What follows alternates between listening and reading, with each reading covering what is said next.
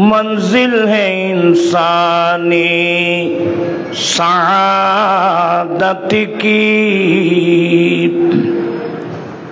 शहादत आखिरी मंजिल इंसानी सआदत की।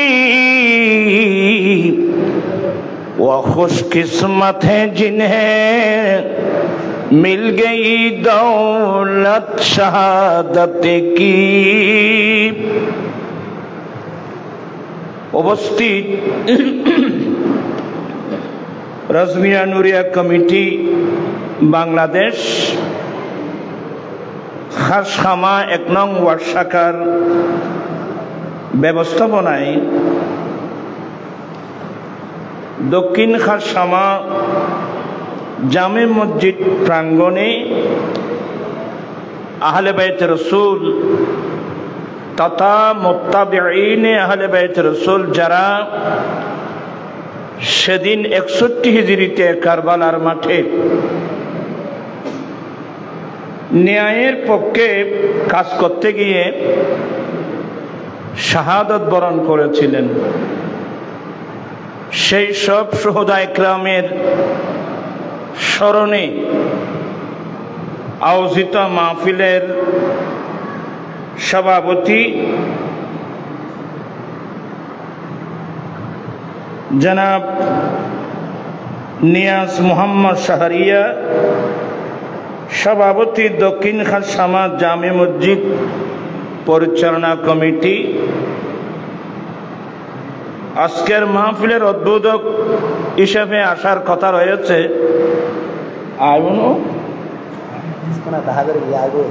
পীরজাদা আলহাজ মোহাম্মদ খোরশেদুল্লাহ রাজাই, চেয়ারম্যান রাজাই যুব তরিকত কমিটি বাংলাদেশ।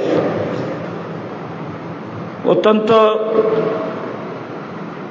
মূল্যবান বক্তব্য রাখলেন আজকের মাহফিলের প্রধান অতিথি আজিজ গ্রামী জনাব মোহাম্মদ আমিনুল ইসলাম সাহেব জিদা মসদ, সদস্য দক্ষিণ জেলা জাতীয়তাবাদী দল বিএনপি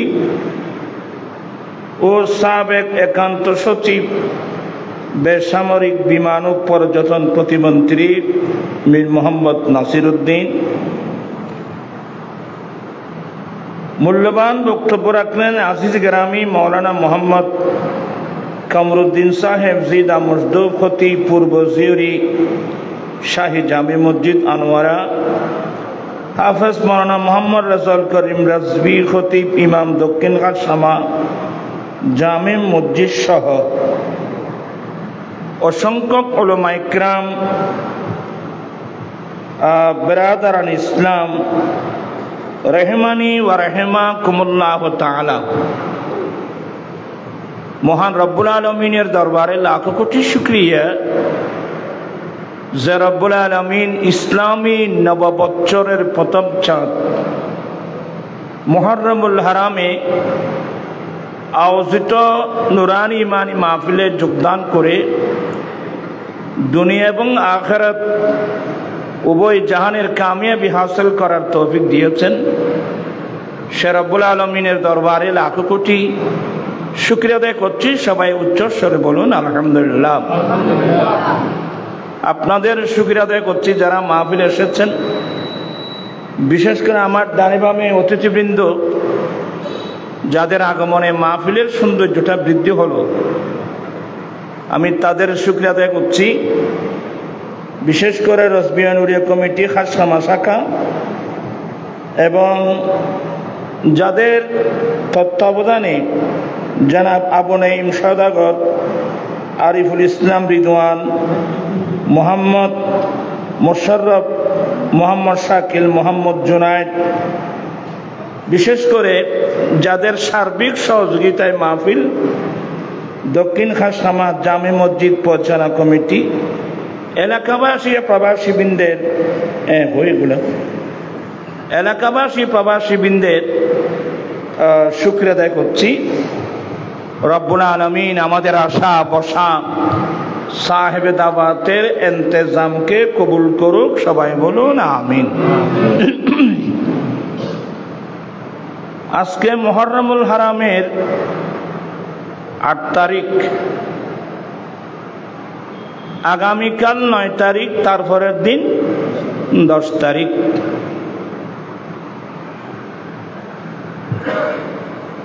অনেক মানুষ আগামীকাল রোজা রাখার জন্য সিদ্ধান্ত নিয়েছেন। আপনারাও আগামীকাল রোজা রাখার জন্য এখন থেকে সিদ্ধান্ত নেন।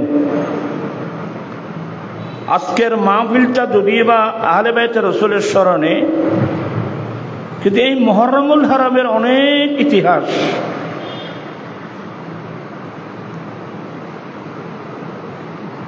ইতিহাসের মধ্যে একটা হলো আশুরা। আশুরা এটা আশারা থেকে, আশারা মিন 10, কিন্তু বাকি 11 চাঁদের 10 তারিখকে কেউ আশুরা বলে না। শুধুমাত্র এই মুহররমের 10 তারিখকে কি বলা হয়? আশুরা বলা হয়। আশুরার রোজা এটা ফরজ ছিল, এখন কিন্তু নফল। রাসূল করিম সবাই বলুন সাল্লাল্লাহু আলাইহি ওয়াসাল্লাম মক্কা শরীফ থেকে যখন মদিনা পাকে গেলেন, তখন তো নাম মদিনা হয় নাই, তখন নাম ছিল ইয়াসরিব। আমার নবীর দোয়ায় নামটা ইয়াসরিব পরিবর্তন হয়ে নামটা হলো মদিনাতুল মুনাওয়ারা। তখন সেই ইয়াসরিবের মধ্যে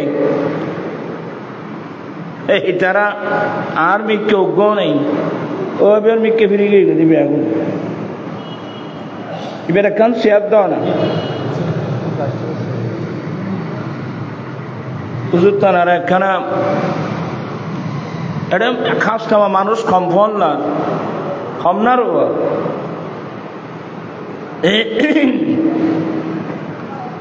যাই হোক, আমি খুব সংক্ষেপে 2-4 কথা বলবো, লম্বা ওয়াজ করার সময় এখন নাই।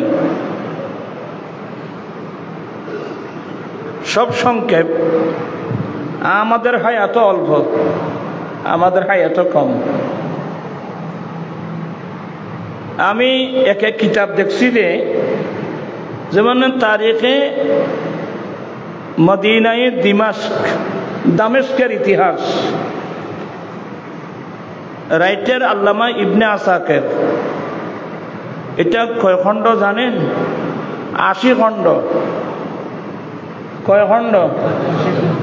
তো আমি বলছি যে, আজকেও বলছি না, সরি আজকে না, গতকালকে বলছি রে, এই কিতাবটা ইনি লেখাপড়া করলেন কখন, লিখলেন কখন? আমরা গোটা হায়াত মিলে 1 খণ্ড পড়তে আমাদের সময় নেই। আসলে তাদের হায়াতের মধ্যে বরকত ছিল, ইলমের মধ্যে বরকত ছিল, আমাদের হায়াতের মধ্যে বরকত ছিল। আল্লাহ চাইলে 1 মিনিট সময়ের ভিতর 1 ঘন্টার সময়ের, 1 ঘন্টা কেন, গোটা দিনের গোটা দিন কাজ করতে যা লাগবে, আল্লাহ চাইলে 1 সেকেন্ডের মধ্যে ঢুকাই দিতে পারে। তো আসলে আমাদের এখন বর্তমানে আখিরি যুগ, আমাদের হায়াতে অল্প, বরকত নেই। আগে যে বরকত ছিল, ফল ফ্রুট গাছের মধ্যে বরকত ছিল। এই ধরনের বৃষ্টি হলে গোটা নদী নালা খাল বিল মাছে ভরপুর। এখন আছে? এখন নেই। কারণ আমরা তো নিয়ামত অনেক পেয়েছি, কিন্তু শুকরিয়া আদায় করি নেই, আল্লাহর নাফরমানি করছি। আসলে আমার নবী বলছেন যে, কিয়ামতের আলামতের মধ্যে একটা আলামত হলো, দিন হবে,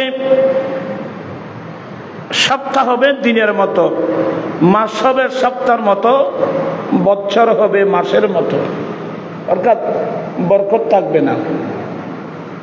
আমাদের সব বরকত এখন চলে গেছে। যার কারণে আমাদের হায়াত কম, সময়েরও কোনো কি নেই, বরকত নেই। এই জন্য আমিও এলোমেলোভাবে কিছু অল্প কথা বলবো, যেগুলো আমার আপনাদের প্রত্যেকের প্রয়োজনে আসবে। বলতে চেয়েছিলাম, আমার দয়াল নবী যখন মদিনাতুল মুনাওয়ারায় গেলেন, তখন সেখানের অধিবাসী যারা, ওখানে একদল ছিল ইহুদি। ইহুদি মানে এরা আহলে কিতাব, এরা মুসা ইসলামের ধর্মাবলম্বী। আর একদল ছিল নাসারা। নাসারা মানে যাদেরকে খ্রিস্টান বলা হয়, এরা হচ্ছে ঈসা ইসলামের ধর্মাবলম্বী। এই দুই দল মানুষ ছিল, একদল ইহুদি আর একদল কি নাসারা। তবে এই দুটা দল বড় দুষ্টু, বড় দুষ্টু। এখনো যে ইসরায়েল মুসলমানদেরকে কষ্ট দিচ্ছে, এরা সবাই ইহুদি নাসারা। এজন্য আল্লাহ সূরা ফাতিহার মধ্যে আমাদেরকে শিখাই দিয়েছেন, আমরা যেন আল্লাহর কাছে দোয়া করি, ইহদিনাস সিরাতাল মুস্তাকিম, আল্লাহ তুমি আমাদেরকে সোজা সরল পথে পরিচালনা করো। সিরাতাল লাযিনা আন'আমতা আলাইহিম, সিরাতাল মুস্তাকিম সহজ সরল পথ মানে ওই সমস্ত মানুষের রাস্তা, আল্লাহ তুমি যাদেরকে নিয়ামত দিয়েছ, অর্থাৎ তোমার নিয়ামত প্রাপ্ত বান্দাদের রাস্তা দিয়ে আমাদেরকে চালাও। গায়রিল মাগদুব আলাইহিম ওয়ালাদ-দাল্লিন, অভিশপ্ত পথভ্রষ্ট মানুষের রাস্তা দিয়ে আমাদেরকে চালিও না। তো এই আয়াতের তাফসীর দেখলাম, অভিশপ্ত পথভ্রষ্ট মানুষ ওরা কারা? জমহুর মুফাসসিরিন ইকরামের তাফসীর হলো হুমুল ইয়াহুদ ওয়ান নাসারা, এরা হচ্ছে ইহুদি নাসারা। ইহুদি নাসারা ওরা একদিক দিয়ে অভিশপ্ত, অপর দিক দিয়ে পথভ্রষ্ট। এই যে আমার রাসূল বলছেন, খালিফুল ইহুদ ওয়ান নাসারা, উম্মত তোমরা ইহুদি নাসারার কি করো? বিপরীত করো, খেলাফ করো, ইহুদি নাসারার বিপরীত করো। আপনারা আমার কথাগুলো বুঝতেছেন? তো বলতে চেয়েছিলাম, আমার নবী যখন ওই মদিনা শরীফ গেলেন, তৎকালীন যুগে আমি বললাম যে ওরা দুই দল মানুষ, একদল ইহুদি আর একদল নাসারা। দেখা গেল মুহররমের 10 তারিখ এরা সবাই রোজা রেখেছে। ইহুদি নাসারারা মুহররমের 10 তারিখ কি রেখেছে? রোজা রেখেছে। আমার নবী বললেন, এদিকে আসো, তোমরা আজকে খানা খাচ্ছ না কেন? বলো, হুজুর আমরা রোজা রেখেছি। এই দিনটা, এই মুহররমের 10 তারিখ, এই দিনটা আমাদের জন্য অনেক বড় স্মরণীয় দিন, এই জন্য আমরা রোজা রাখছি। কেন? ইহুদিরা প্রিয় রাসূল সাল্লাল্লাহু আলাইহি ওয়াসাল্লামকে তথ্য দিলেন, হুজুর এই মুহররমের 10 তারিখ এটা আমাদের জন্য স্মরণীয় মাস, কারণ রব্বুল আলামিনের নির্দেশে আমাদের নবী মূসা আলাইহিস সালাম তার অনুসারীদেরকে নিয়ে মিশর শহর ত্যাগ করে হিজরত করে চলে যাচ্ছিলেন। সুবহানাল্লাহ। কারণ এই ইসলামের শুরু থেকে যুগে যুগে কালে কালে পৃথিবীর লক্ষ্যভ্রষ্ট পথভ্রষ্ট মানুষকে হিদায়াত করার জন্যে আল্লাহ যত নবী রাসূল পাঠিয়েছেন, সমস্ত নবী রাসূলকে জন্মস্থান ত্যাগ করতে হয়েছিল, হিজরত করতে হয়েছিল। কারণ এলাকাবাসী নবীদেরকে চিনে নাই, ইসলামের দাওয়াত দেওয়ার কারণে এই জালেমরা নবীদের উপর আক্রমণ করত। নাউযুবিল্লাহ। তো হুজুর ওই ইহুদিরা বলতেছে আমাদের নবী মুসা তার অনুসারীদেরকে নিয়ে মিশর শহর ত্যাগ করে হিজরত করে চলে যাচ্ছিলেন। এই সংবাদ শুনে আল্লাহর শত্রু নবীর শত্রু ফেরাউন তার সশস্ত্র বাহিনী নিয়ে নবী এবং নবীর বাহিনীর পিছনে ধাওয়া করছে। এ দৌড়ো দৌড়ো, শুনলাম মুসা আপন অনুসারীদেরকে নিয়ে দেশ ত্যাগ করে চলে যাচ্ছে, তোমরা দ্রুত বেগে দৌড়ো, ওদেরকে ধরতে হবে। এদিকে আল্লাহর নবী অনুসারী বলতে প্রায় 6 লক্ষ অনুসারীদেরকে নিয়ে মুসা আলাইহিস সালাম সামনে যাচ্ছেন। সামনে নীল নদী। কোন নদী? কোন রিওয়ায়াত মোতাবেক এটাকে বাহারে কলজম বলা হয়। সামনে বিরাট নীল নদী, পিছন দিক থেকে আসতেছে শত্রু ফেরাউনের বাহিনী। সামনে নীল নদী, পিছন থেকে আসতেছে আল্লাহর শত্রু নবীর শত্রু ফেরাউনের সশস্ত্র বাহিনী। নবী মুসা আপন উম্মতদেরকে নিয়ে নীল নদী এবং শত্রু বাহিনীর মাঝখানে আটকা পড়ে গেল। বিপদ না? বিপদ না? মহাবিপদ। কোন বিপদ? মহাবিপদ। সামনে নীল নদী। এ ছেলেরা তোমরা হাঁটুগুলো ফেলে বসো, দুজনেই বসো, নামাজের মতো করে বসো। এটা 1 নম্বর আল্লাহর ঘর মসজিদ। 2 নম্বর এটা কোরআন সুন্নাহর মজলিস। মুরব্বীরা যেভাবে সুবিধা হয় আপনারা বসতে পারবেন, আপনাদের পারমিশন আছে। ছেলেদেরকে বলছি, যুবকদেরকে বলছি, বলতে চাচ্ছিলাম সামনে নীল নদী। এখান থেকে মসলা শুনে রাখবেন, পৃথিবীতে 2টা নদী আছে বেহেশতের, একটা নীল নদী আর একটা ফোরাত নদী। নীল নদী আর ফোরাত নদী এ দুটোটা জান্নাতের নদী। কোন সময় মিশর শহরে যাওয়া যদি নসিব হয়, দেরি না করে ভালো করে গোসল করে নেবেন। এই নীল এবং ফোরাত নদীর মাথা কোথায় জানেন? আপনারা যারা বিজ্ঞান বলে এরা এগুলো বুঝবে না। নীল এবং ফোরাত নদীর মাথা হলো সিদরাতুল মুনতাহা। কোথায়? এগুলো আপনাদের বিজ্ঞান এগুলো বুঝবে না। নীল নদী এবং ফোরাত নদীর মাথা কোথায়? যখন মাথের নিগুনে আমার নবী মেরাজ রজনীতে যখন সিদরাতুল মুনতাহায় গেলেন, দেখলেন যে 4টা নাহার, 2টো জাহেরি আর 2টো বাতেনি। 4টা নাহার প্রবাহিত হচ্ছে, দুধের নাহার, পানির নাহার, মধুর নাহার। তো জিবরিল বলে, ইয়া রাসূলুল্লাহ এই নদীগুলো কোত্থেকে আসতে জানেন? বলে তুমি বলো না। বলে ওই গম্ভীরের নিচ থেকে। আমার নবী ওইদিকে বিরাট এক গম্ভীর, এখানে তালা মারা, দরজার মধ্যে তালা মারা, ওই নিচ থেকে প্রবাহিত হচ্ছে। জিবরিল বলে, হুজুর আপনি একটু ঢুকবেন না? বলে বাবা এত বড় তালা মারা কিভাবে ঢুকবো?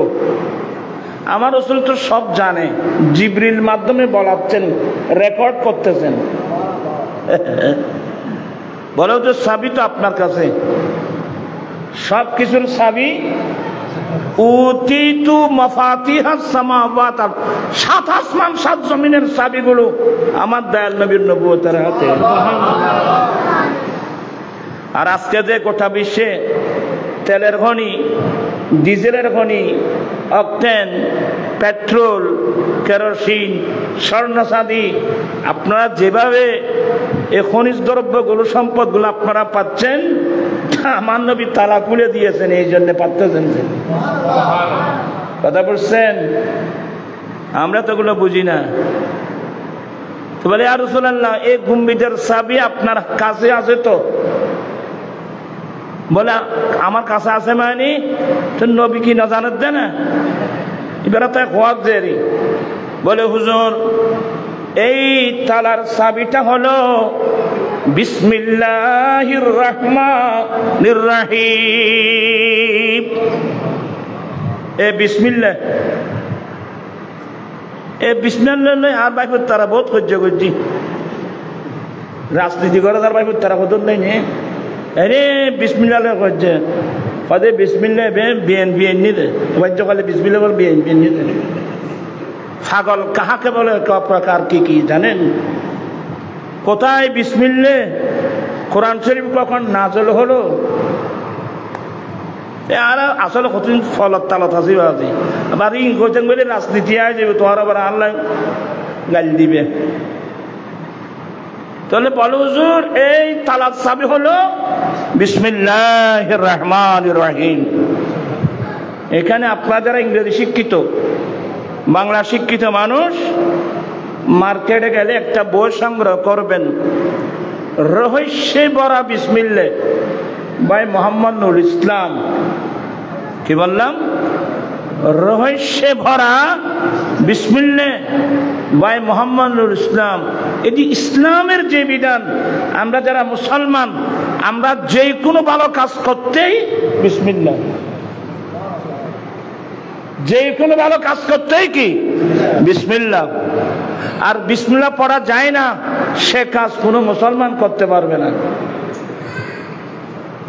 আই হাদিস গো বললি দেরিয়ে দিব, আরো বিরক্ত হয়ে যাবেন।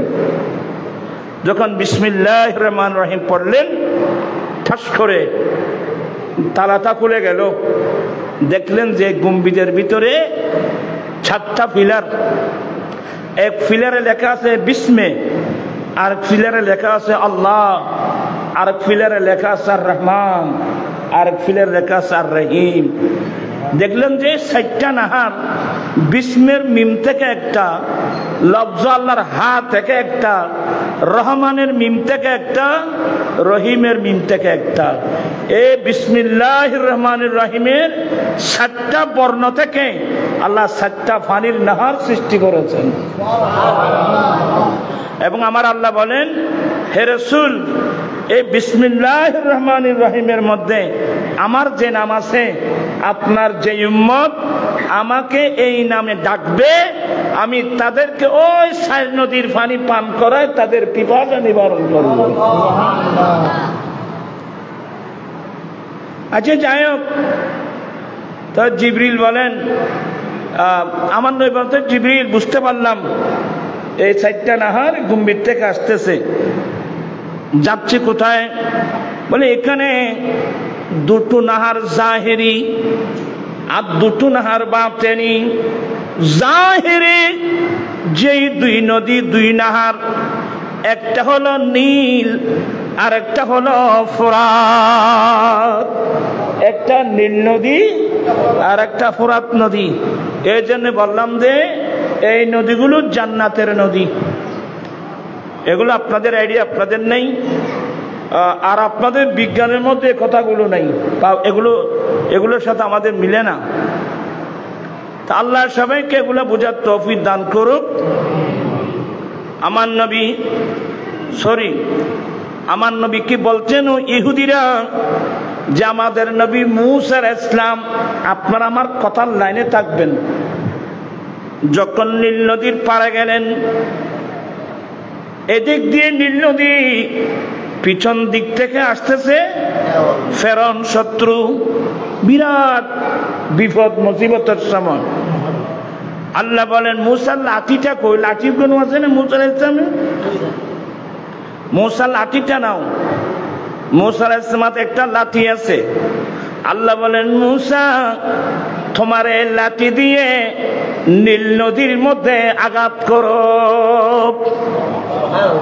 মূসা আলাইহিস সালাম কাল বিলম্বনা করে নীল নদীর মধ্যে যখন আঘাত করলেন, নীল নদীর পানি 2 ভাগে বিভক্ত হয়ে গেল।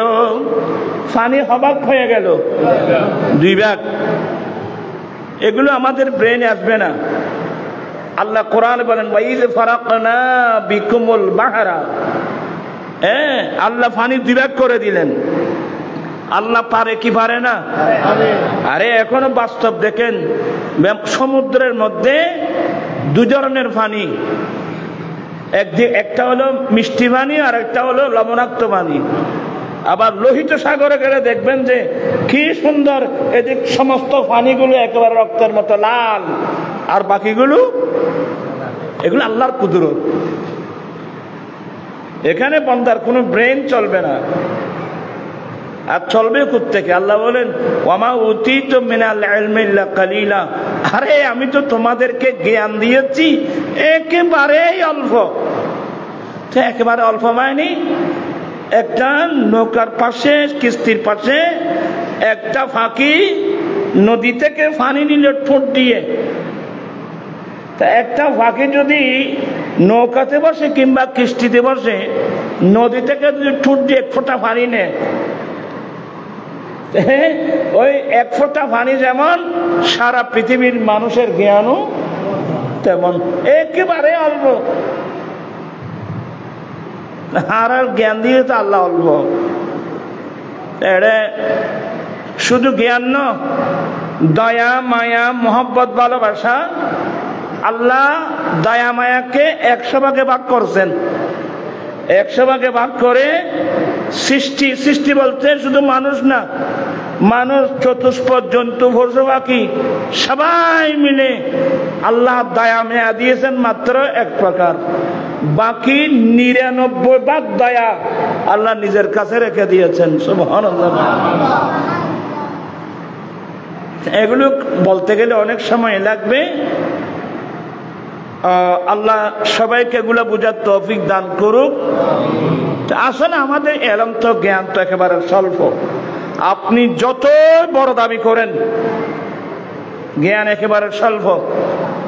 এনে আরা বই থছিলাম যে ঈশ্বরচন্দ্র ই হনে লেখি হন বইব, এই নেনে কোথায় কি নেনে কথার কথা আর।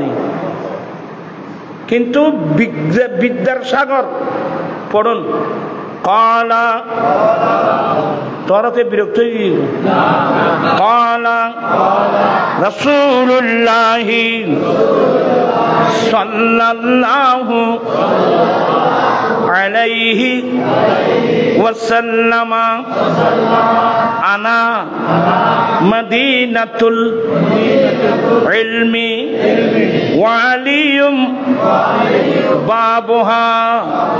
আমার দেন নবী বলেন, আমি নবী জ্ঞানের শহর। আমি নবী জ্ঞানের শহর। শহর কাহাকে বলে? শহর ওই জায়গাকে বলে যেখানে সবকিছু পাওয়া যায়। আমার নবী হলেন জ্ঞানের শহর। জ্ঞান বলতে সৃষ্টির শুরু থেকে শেষ পর্যন্ত যত প্রকারের জ্ঞান সবগুলোর শহর হচ্ছে আমার দয়াল নবী। আবার সাবধান, আধুনিক যুগ, সায়েন্সের যুগ, টেকনোলজির যুগ। যারা বিজ্ঞানের ছাত্র এরা বলে কি রসুলের যুগে সায়েন্স ছিল? আরে কোরআন শরীফ আসছে, বিজ্ঞান আসছে। কোরআন না আসলে বিজ্ঞান কোনোদিন আসতো না। তো বুঝে না আসলে ওই মার্কেটে গেলে একটা বই নিবেন, বিজ্ঞান না কোরআন, বাই মোহাম্মদুল ইসলাম। উনি আপনাদের মতো ইংরেজি শিক্ষিত মানুষ। উনি বাংলা ইংরেজির পাশাপাশি আল্লাহর কোরআন নিয়ে এসে যখন স্টাডি করলো, সে দেখতে পেল কোরআন শরীফের ফার্স্ট টু লাস্ট আগা গোড়া বিজ্ঞান। তো উনি মন্তব্য লিখলেন যে বিজ্ঞান না কোরআন, বাই মোহাম্মদুল ইসলাম। আরেকটা বই লিখছে বৈজ্ঞানিক মোহাম্মদ সাল্লাল্লাহু আলাইহি সাল্লাম, ভলিউম নম্বর 1, 2, 3, 4, 4 ভলিউমের বই। ওখানে তিনি ইসলামের প্রত্যেকটা বিধিবিধান বিজ্ঞান সম্মত সেটা প্রমাণ করে দিয়েছেন। সুবহানাল্লাহ। আর আজকাল আমরা বসে বসে একবার খতম নাম লত অরহমত কিছু নয়, অনর দরকার আছে বা আর একবার টকশোর মধ্যে বিগত সরকারের আমলে টকশোর মধ্যে একদল বেশি নারী জাতির পক্ষে কথা বলে। কার পক্ষে? নারী জাতির পক্ষে। তে বলতেছে যে কোরআন শরীফে আল্লাহ যে সম্পদ বন্টনের যে আইন করছে, তে আল্লাহর সম্পদ বন্টনের আইনগুলো সংশোধন করা দরকার। নাউজুবিল্লাহ বলছেন আপনার সবাই। আমি আপনাদেরকে এদিন সেদিন নেই, খুব মনোযোগ সহকারে শুনবেন এগুলো। আর নতুবা আপনি এতগুলো লেখাপড়া করবেন কখন? তো বুঝাতে চাচ্ছি, তো এক সময় দেখলাম যে টকশোর মধ্যে বসে বলে না, এটা কোরআন শরীফে যে সরকার সম্পদ বন্টনের যে আইন করছে, ওয়ালি জাকারি মিসলু হাফজিল উনসায়াইন, দুই মেয়ে মিলে যা পাবে তার সম পরিমাণ ছেলেরা পাবে। অর্থাৎ বোন যদি 4 আনা পায়, 2 বোন মিলে যেভাবে 8 আনা, 2 বোন মিলে যা পাবে একজন ভাই পাবে তা। তাহলে এটা তো বৈষম্যতা। এটা বাবার ছেলে, এটা বাবার মেয়ে, বেশ কম এতটুকু। তো ভাই যদি 8 আনা পায়, বোন 4 আনা কেন? তা আমি তাকে আরো একটু আমি বললাম যে তোমার পক্ষে আমি তোমাকে আরো একটু এগিয়ে দিই। বলে তেমানি?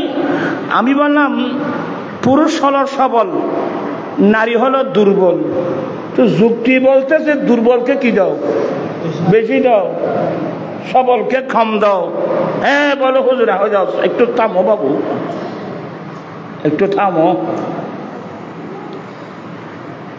অনেক বড় দুঃখনীয় বিষয়। আমি বললাম যে বাবা, মেয়েদের জন্য যদি প্রাণ জ্বলে, একটা কাজ করেন, আমাদের দেশে হিন্দু আছে, আমাদের তো হিন্দু ভাড়া নাই। আপনি হিন্দু ধর্মের বিধান দেখেন, বাবা মারা গেলে তার সমস্ত সম্পদগুলোর মালিক হয় কে? ছেলে। মেয়েরা তো 1 পয়সাও পায় না। তো মেয়েদের জন্য প্রাণ জ্বলে একটা কাজ করো, হিন্দু মেয়েদের জন্য পক্ষে কাজ করো। বলে হিন্দু মেয়েরা যেন 1 আনা হলেও যেন পায়, তখন আমরাও আপনাদেরকে সহযোগিতা করব।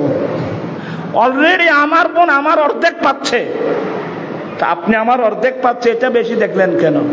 আমার বোন শাশুড় বাড়ি থেকেও পাবে না, কথা বলছে না, ওখানেও পাবে না। আর তাছাড়া আমি আপনাদেরকে শিখাই দিই, আসহাবুল ফারায়েজ, যাদের সম্পদ আল্লাহ কোরআনে বন্টন করে দিয়েছেন, সেখানে আপনি কোরআন গবেষণা করলে দেখবেন যে ওরা 12 প্রকারের মানুষ। যাদের সম্পদ আল্লাহ কোরআনে কি করে দিয়েছেন? বন্টন করে দিয়েছেন। এরা কয় প্রকার? 12 প্রকার। 12 প্রকারের মধ্যে পুরুষ হলো 4 প্রকার আর মহিলা হলো 8 প্রকার। তাহলে এখন পুরুষের কি হয়ে গেল? এগুলো ওরা বুঝে না, ওদের মাথায় নাই। তারপর আমি লালদিঘির ঠকশো অনেক গরম দেখলাম যে আমাদের কিছু শিক্ষিত দাবি করে মানুষ, যাদের কোরআন হাদিসের জ্ঞান নেই, টু দা পয়েন্ট, অনেক বড় যুক্তিযুক্ত কথা।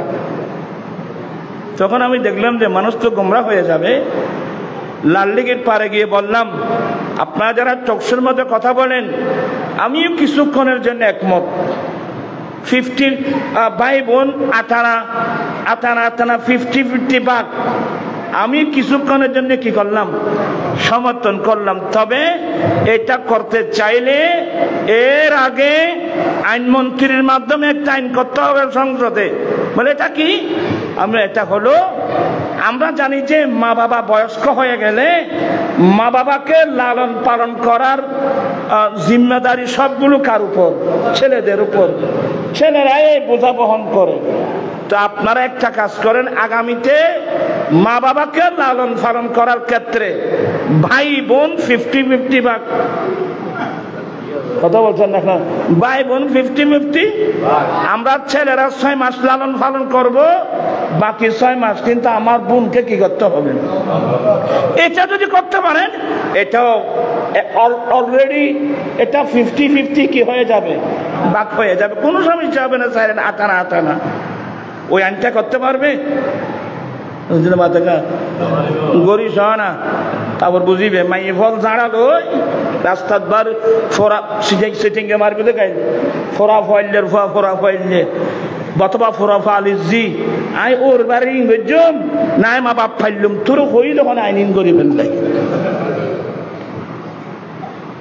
সাবধান, সতর্ক। আমার এক পয়েন্টে তারপর দিন টকশো শেষ।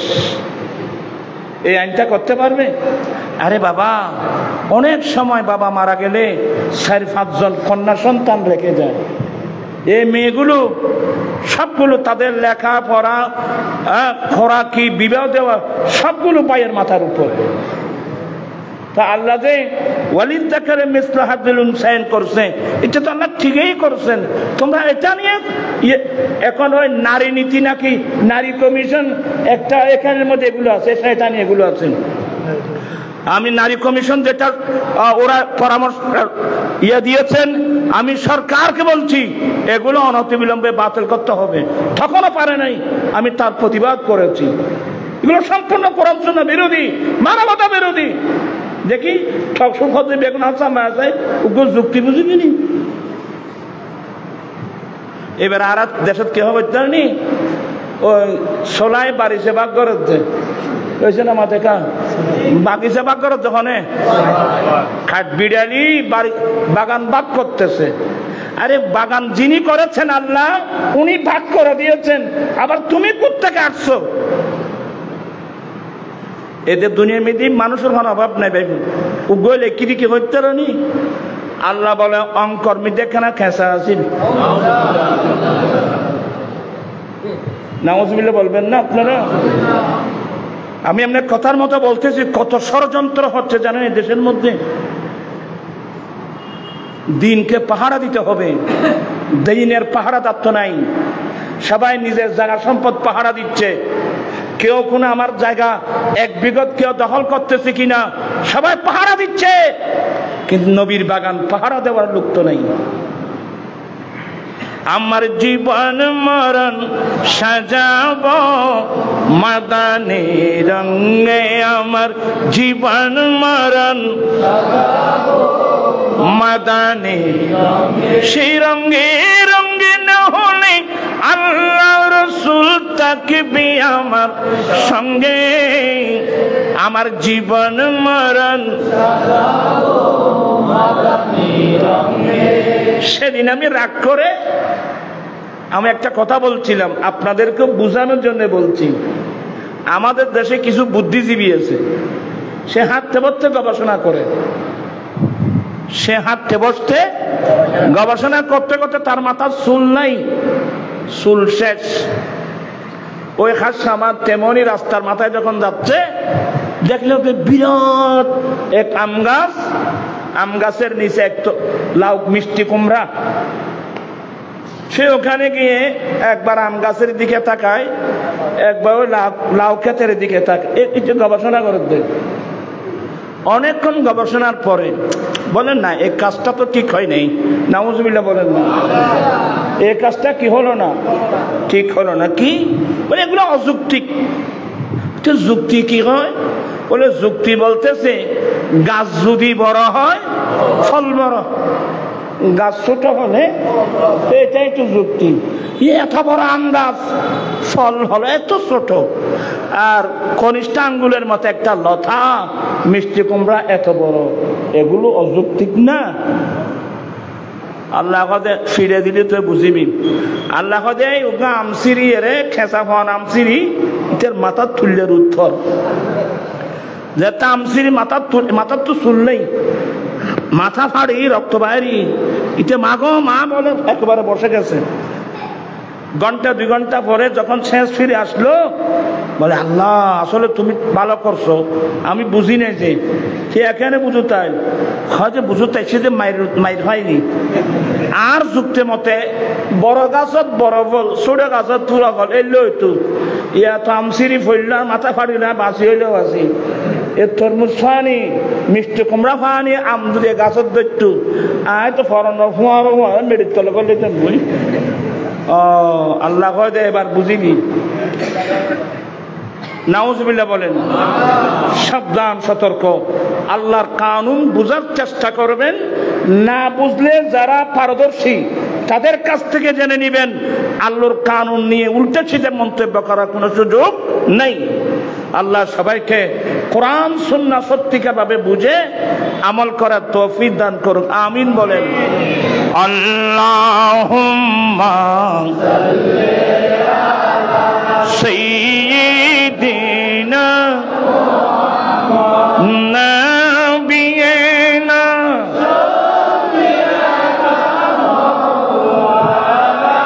বন জঙ্গলার বাক হরিণে চিনিল দয়াল নবীকে, বন জঙ্গলার বাক হরিণে চিনিল দয়াল নবীকে, হরে মানব হয়ে চিনিলি না রে, দুঃখ রইল মনেতে।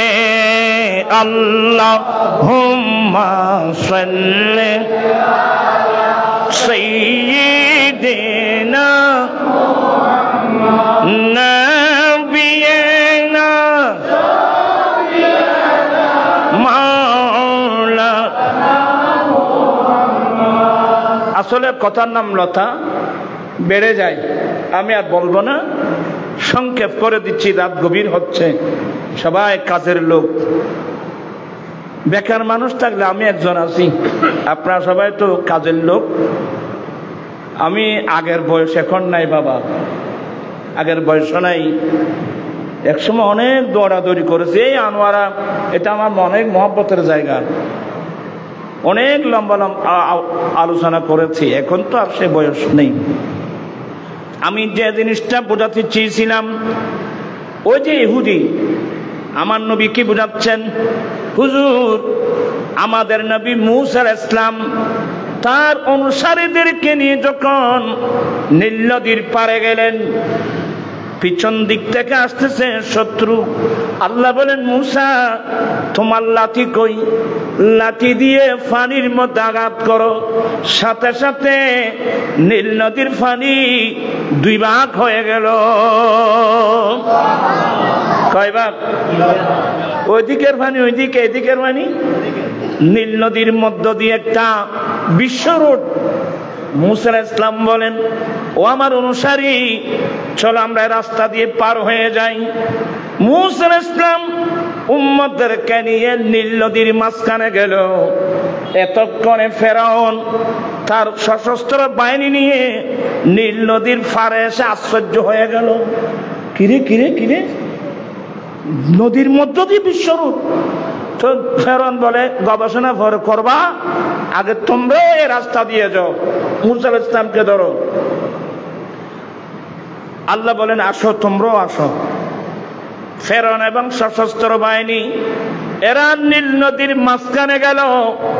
এতক্ষণে আল্লাহর নবী মূসা আলাইহিস সালাম আপন অনুসারীদেরকে নিয়ে নীল নদী পার হয়ে গেল।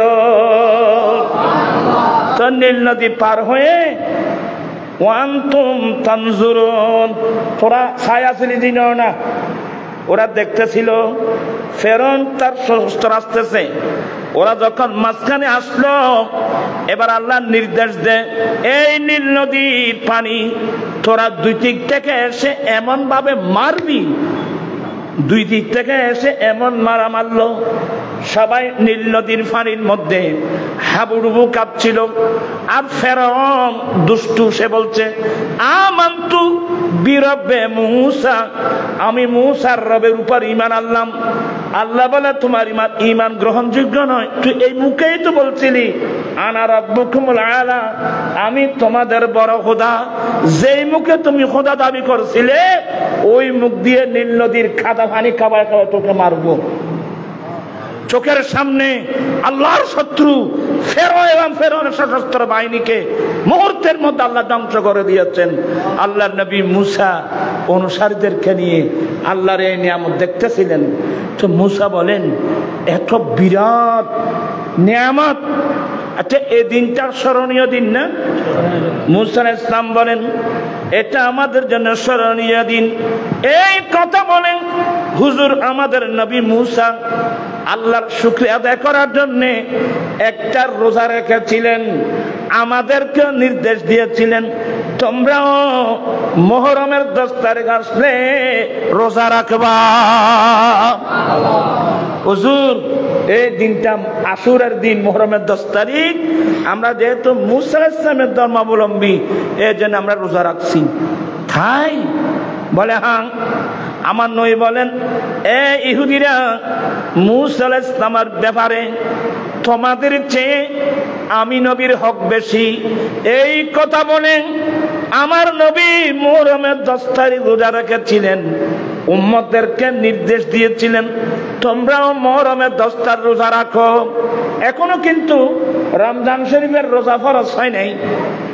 যখন রমজান শরীফের রোজা ফরজ ছিল, মুহররমের 10 তারিখ রোজা এটা আগে ফরজ ছিল, কিন্তু রমজানের রোজা যখন ফরজ ছিল, দেখা গেল আমার রোজার পরেও এই মুহররমের 10 তারিখ রোজা রাখছেন। তার মানে এখন নফল। এখন কি? এখন মুহররমের 10 তারিখ রোজা রাখা কি? যারা না মাতুনি না। আবার সাইয়ু, আমাদের দেশে কিছু মানুষ আছে মানুষকে ইবাদতের প্রতি উৎসাহিত করে না। বড় নফল কাজ, রাখলো রাখলাম, না রাখলো কোনো এই ধরনের মন্তব্য আছে না? আমি সবাইকে সতর্ক করছি, এই রোজাটা নফল হলেও আপনারা কেউ ছাড়বেন না, সবাই রাখবেন। কারণ কি জানেন? মুসাদ্দাসে হালি নামক একটা কিতাব ছিল, এখন কিন্তু নাই। ওখানে আমি দেখলাম যে খাদ্য আকারে লিখছে ঈসা আলাইহিস সালামের দুনিয়াতে আসার 100 বছর আগের একজন ডাক্তার, ওই ডাক্তারের নাম বকরাত। তো খাদ্য আকারে বলতেছে, তো বকরাত নামক ডাক্তারকে জিজ্ঞাসা করলো, ডাক্তার সাহেব কোন রোগটা মুহলিক, মুহলিক মানে বড় মারাত্মক, মানুষকে ধ্বংস করে দে, আর কোন রোগটা একেবারে হালকা পাতলা, অর্থাৎ কোন রোগটা বড় মারাত্মক, কোন রোগটা ওরা কথা না বুঝতে লাগবে আল্লাহর ওয়াজ, কোন রোগটা বড় মারাত্মক, কোন রোগটা ছোট ছোটখাটো। উনি ডাক্তার তো অভিজ্ঞ, আর ওইটাম তা না, আর কাঁ হয়ে বেড়াইতেন ক্যান্সার এন বড় মারাত্মক, সর্দি এন একখানা ছোড়ো ইন হয়ে বেড়াইতেন দেরি, কিন্তু উনি অভিজ্ঞ ডাক্তার।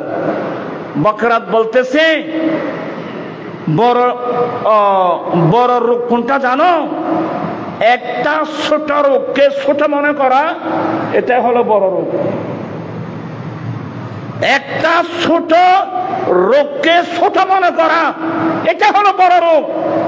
তো উনি উদাহরণ দিলেন, মাসিস আছে না, মাসিস, আজকাল তো মাসিস গিয়ে এখন ব্যাকিং গিয়া যায় কি গেছে রোতায় কি মাসির খাড়ি নেই না, ও মাসিস, হ্যাঁ মাসিসের যে কাঠি আছে মেসের কাঠির মাথায় সামান্য একটা বারো, ওই একেবারে মাছের চোখের মতো, বলে দেখতে ছোট, আগুন ধরলে গোটা দেশ জ্বালিয়ে ফেলবে। ঠিক তদ্রূপ কোন একটা ছোট গুণকে ছোট মনে করা, এটা বড় রোগ।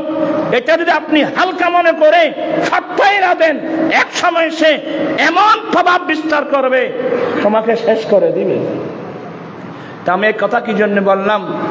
আপনাদেরকে নসিহত, গুনাহ সওয়াবের কাজ ছোট হলেও ছাড়তে নাই, সওয়াবের কাজ ভালো কাজ ছোট হলেও ছাড়তে নাই, গুনার কাজ ছোট হলেও করতে নাই। আমি কি জিনিসটা বোঝাতে পারলাম? সওয়াবের কাজ ছোট হলেও ছাড়তে নাই, গুনার কাজ ছোট হলেও করতে নাই। এগুলো বিজ্ঞ মানুষের কথাবার্তা। মুহররমের 10 তারিখ এই রোজা যদি বা নফল, আচ্ছা আমি একটাকে হয়তো বিরক্ত হচ্ছেন না, বোধ তারা বিরক্ত দিলে কি হল না, অনেক সময় ফরজের সেই সুন্নতের দাম বেশি, অনেক সময় ফরজের চেয়ে, আচ্ছা ফরজ বড় না সুন্নত বড়? ফরজ বড়। তাহলে যদি ফরজ বড় হয় তাহলে রোজা উজুর মধ্যে কয় ফরজ?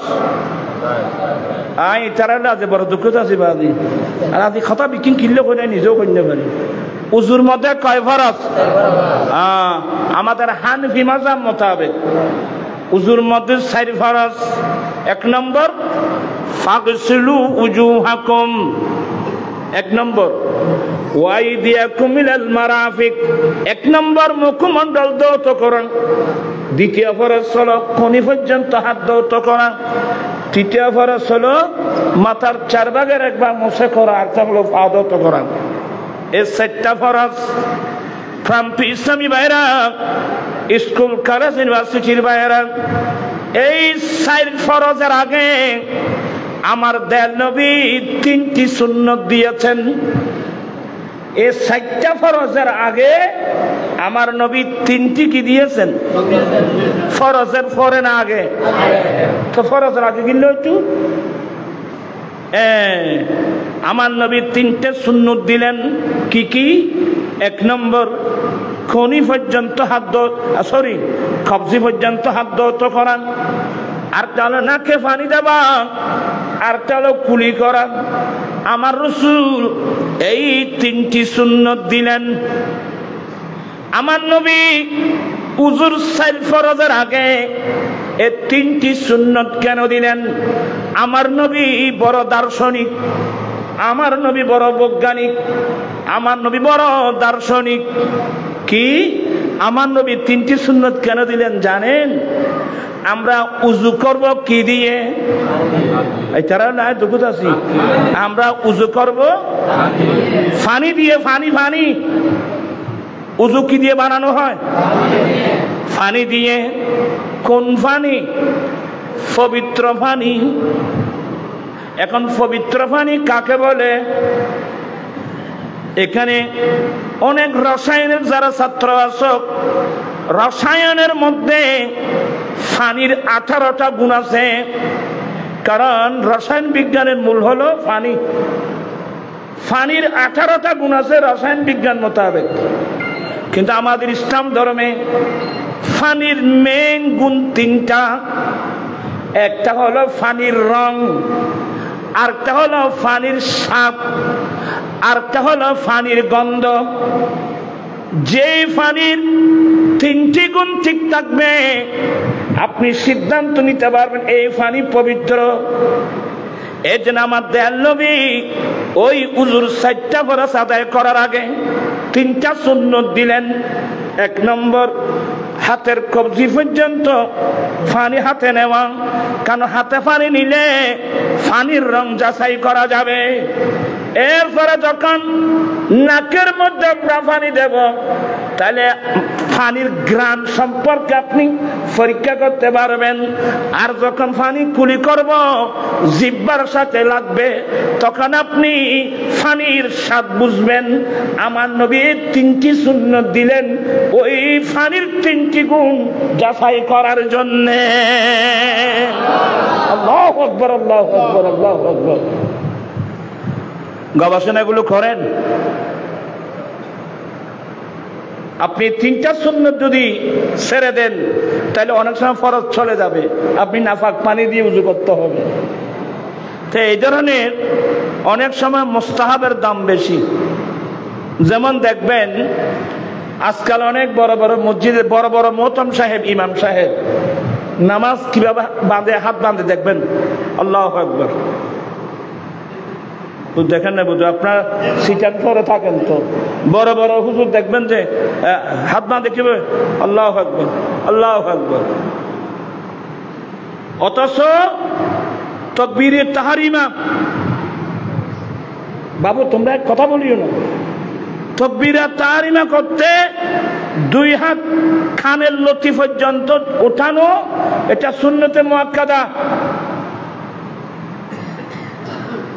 বড় ইমামের ভিতরে আওয়াজ করতেছেন, এ তো হাত কতটুকু টুকবে, হাত কতটুকু উঠাবে, সেও এগুলো তো জানে না।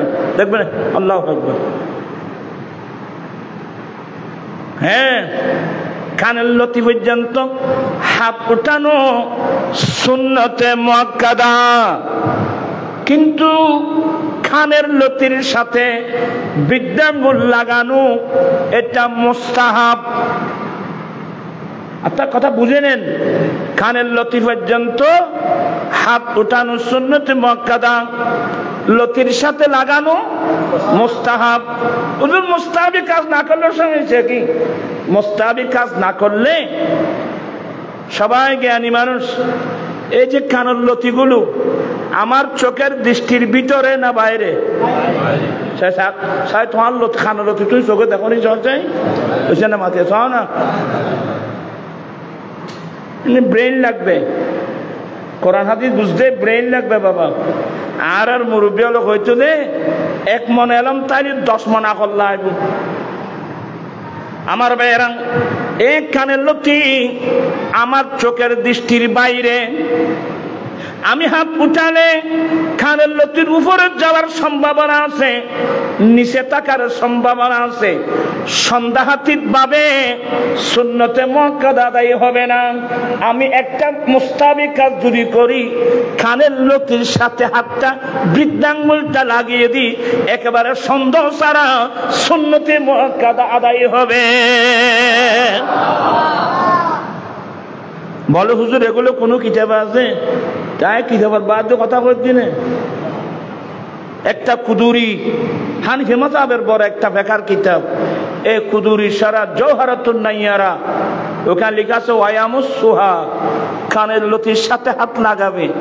এবং বাহারুর রায়েক শারহে কানজিদ দাকায়েক, এই কিতাবের মধ্যে লেখা আছে ওয়ায়ামুস সুহা, কানের লতির সাথে লাগাবে। এই জন্যে আমাদের আহলে সুন্নাত ওয়াল জামাতের মানুষের নামাজ আর অন্যান্য দলের মানুষের নামাজের মধ্যে কথা বলছেন না কেন? আমরা পুরুষরা হাত বাঁধি নাভির নিচে, মহিলারা হাত বাঁধে বুকের উপর। এখন একটা আহলে হাদিস আছে, এরা বলে না না, নাভির নিচে হাত বাঁধা এটা অশুদ্ধ, তো ওদের বুকের উপর হাত বাঁধা। দেখবেন এখানে বুকের উপর, এটা হাদিস, বুকের উপর হাত বাঁধা এটা হাদিস, নাভির নিচে হাত বাঁধা। কিন্তু বুকের উপর হাত বাঁধার হাদিসটা হাদিস উসুল হাদিস মোতাবেক দুর্বল। ইমাম তাবরানী রাহমাতুল্লাহ বলছেন এটা দুর্বল হাদিস। কিন্তু এরপরেও ইমাম আজম আবু হানিফা রাহমাতুল্লাহ কি করে দেখছেন যে না, দুর্বল হলেও এই হাদিসটা ছাড়তে নাই। তো আমরা পুরুষরা নাভির নিচে বাঁধবো, এটাই যুক্তিযুক্ত। কেন? বেয়াদবি মাপ, পুরুষের নফস নাভির নিচে, মহিলাদের নফস বুকের উপর। এই জন্য আমরা হাত বাঁধবো নাভির নিচে, মহিলারা নামাজে হাত বাঁধে কোথায়? বুকের উপর। এখানে অশুদ্ধ কি হলো? এখানে অশুদ্ধ কি হলো? এখন দেখি ও জাকের নায়েক, সে একজন ডাক্তার মানুষ, আমি অশ্রদ্ধা করি না, আমার অভ্যাস নাই। উনি একজন ডাক্তার মানুষ, সম্মানী মানুষ, দন্ত চিকিৎসক। উনি এখন কি হয়ে গেল? এখন বিরাট লেকচারার হয়ে গেল। আমার ভাইজান অত্যন্ত সতর্ক। বলো হুজুর উনি সব কিছু কোরআন শরীফের আয়াত, হাদিস শরীফ, বুখারী, মুসলিম ওনার সব মুখস্থ, নম্বর সহ মুখস্থ। অসুবিধা তো নাই, মুখস্থ থাকলে তো সমস্যা নেই।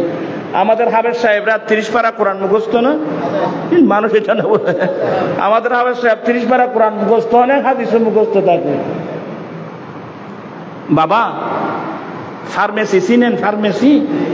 ফার্মেসির মধ্যে বাংলাদেশের ল্যাবরেটরি, ইন্ডিয়ার ল্যাবরেটরি, আমেরিকার ল্যাবরেটরি, সারা পৃথিবীর ল্যাবরেটরি থেকে ওষুধগুলো একেবারে দোকানের মধ্যে ভরপুর।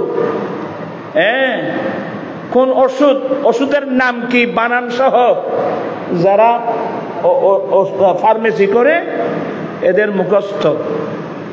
তো ফার্মেসির মধ্যে যত প্রকারের ওষুধ আছে সবগুলো যদি মুখস্থ থাকে, আপনি ফার্মেসিওয়ালাকে ডাক্তার বলবেন? এই মানুষের বেনা মাথা দিয়ে ফার্মেসিওয়ালাকে ডাক্তার বলবেন? তা উনি মুখস্থ বলছেন, উনি ওই ফার্মেসির মতো, উনি কোরআন হাদিসের ডাক্তার না। এবার শুনুন, ওয়াজ আয়াতের কথা কিল্লো করছি। আমাদের মাযহাবের ইমাম আবু হানিফা রাহমাতুল্লাহ আলাইহি ছোটবেলায় একজন হাফেজুল হাদিস ইমাম সুলাইমান ইবনে আমাশ হাফেজুল হাদিস, লক্ষ লক্ষ হাদিসের হাফেজ, ইমাম আবু হানিফার উস্তাদ। ওনার মজলিসে বসছেন, ওখানে ইমাম সুলাইমান ইবনে আমাশ রাহমাতুল্লাহ আলাইহির কাছে 6টি মাসলা আসলো। কয়টি? 6টি মাসলা আসলো। তো ইমাম সুলাইমান ইবনে আমাশ বলছেন, নোমান, আমাদের মাযহাবের ইমামের নাম কি? নোমান। ছাত্র আমার তো ইমাম আজম বলতে হয়। নোমান, তুমি এই মশলাগুলো বলতে পারবা? হুজুর ইনশাআল্লাহ। দেখলেন যে ওস্তাদের সামনে 6টি মশলা ধারাবাহিকভাবে অত্যন্ত সুন্দরভাবে বলে দিয়েছেন। কিরে, ওস্তাদ আশ্চর্য হয়ে গেল। নোমান, তুমি এই মশলাগুলো এত সুন্দরভাবে কোত্থেকে বললা? বলে, কেন হুজুর, আপনি আমাকে হাদিস পড়াইছেন না? বলে, কোন কোন হাদিস? বলে, আপনি এই হাদিস আপনার, এই হাদিস আপনার থেকে, এই হাদিস থেকে মসলা, এই হাদিস থেকে মসলা, এই হাদিস থেকে মসলা। যখন সবাই সবগুলো দেখাই দিলেন, ওস্তাদ আশ্চর্য হয়ে বলছেন, নোমান, আনতুমুল ফুকাহা, তোমরা হলো ফকি, ইসলামিক চিন্তাবিদ, তোমরা হলো বড় ডাক্তার। ওয়া নাহানু সায়াদালিয়া, আমরা হলাম ফার্মেসিওয়ালা, আর তোমরা ফোকা একরাম যারা, তোমরা হলো অভিজ্ঞ ডাক্তার। ওই আমরা ফার্মেসির মতো, আমরা ওষুধ যেভাবে ফার্মেসিওয়ালা স্টক করছে, আমরাও লক্ষ লক্ষ হাদিস মুখস্থ করে স্টক করছি, কিন্তু আমরা তো ডাক্তার না। এ নোমান, তোমরা হলো বিজ্ঞ ডাক্তার।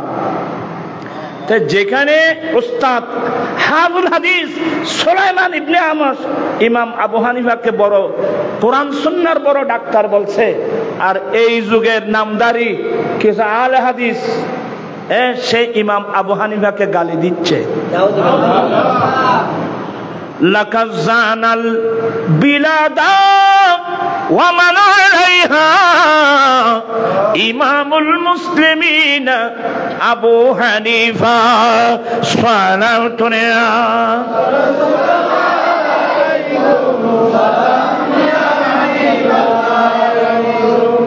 আয় ওয়াজে তোরা এ খাবার খাও গেল।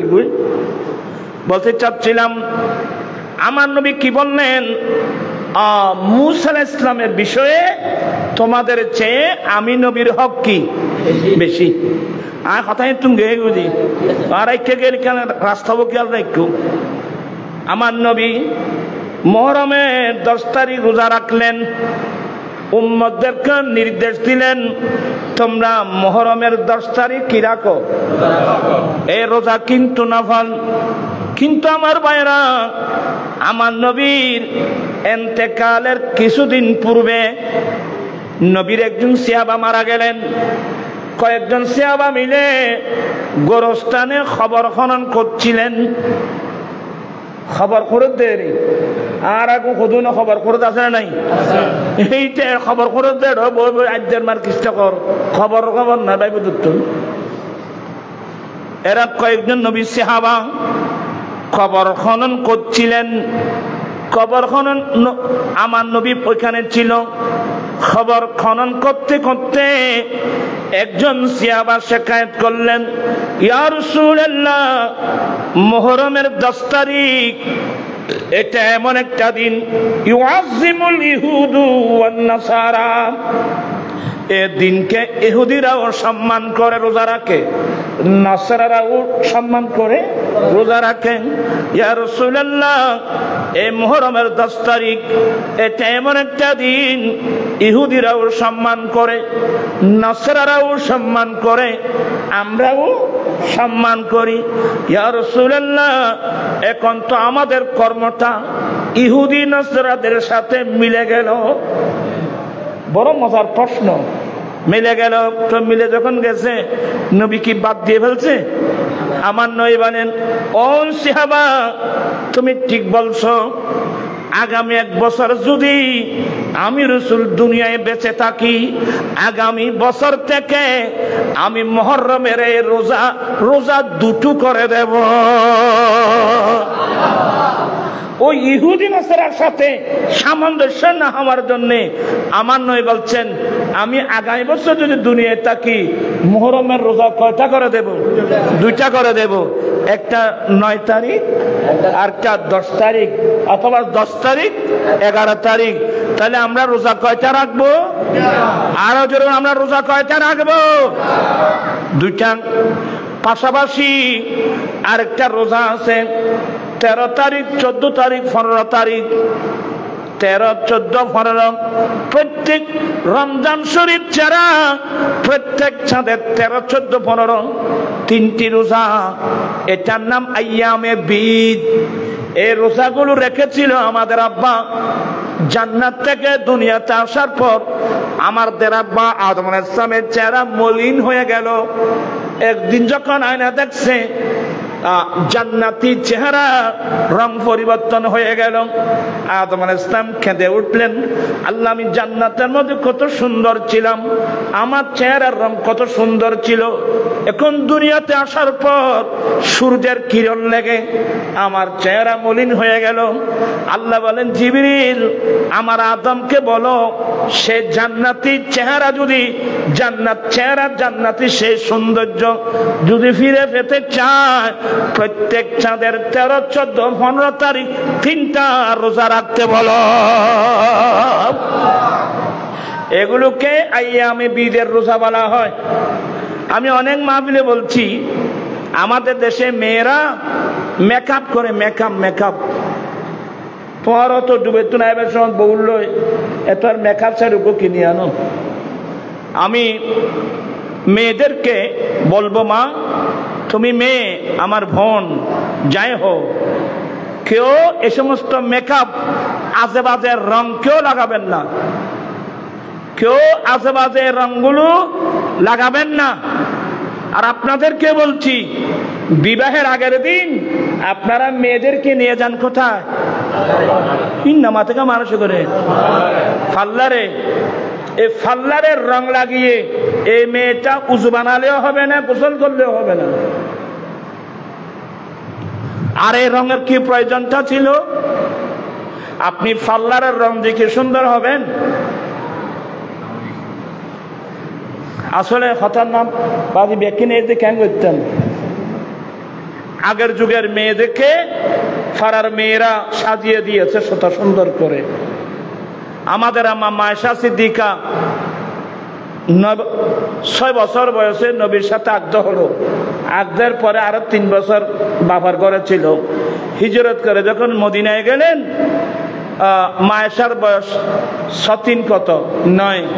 মায়েশা সিদ্দিকার আম্মা মদিনার আনসারি মেয়েদেরকে বলছে, এ মদিনার আনসারি মেয়েরা, আমার আয়েশাকে সাজিয়ে দাও, তাকে আজকে নবীর কাছে পাঠিয়ে দেব।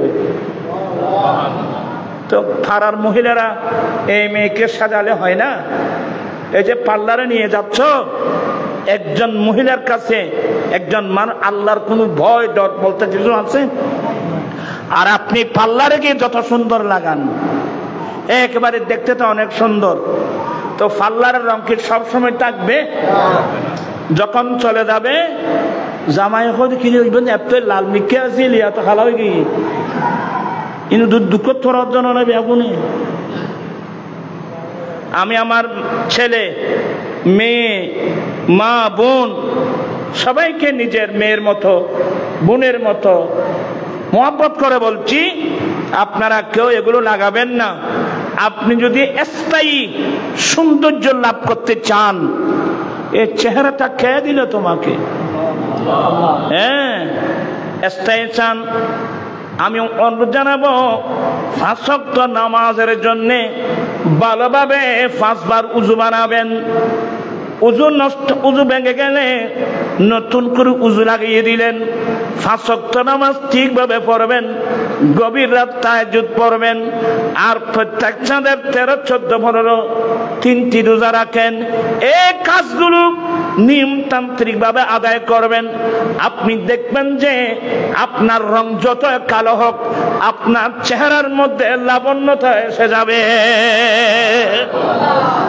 নুরানিয়ত এসে যাবে, লাবণ্যতা এসে যাবে। আইওয়া আজ বহুত কথা হয়ে ফেলাই। আমি বোঝাতে চাচ্ছিলাম, যেহেতু আগামীকাল কয় তারিখ? 9 তারিখ মুহররমের, আগামীকাল 9 তারিখ, তারপর দিন। তো আপনাদেরকে আমি এতগুলো কথা বলার পিছনে কারণ, যাতে আমরা যেন অবহেলা না করি, আমরা যেন 9 তারিখ 10 তারিখ কয়টা কি রাখি? 2টা রোজা রাখি।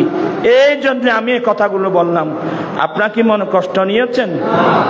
আল্লাহ পাক সবাইকে, কারণ এই মুহররমের আলোচনা ব্যাপক। এটা একটা আটলান্টিক মহাসাগর।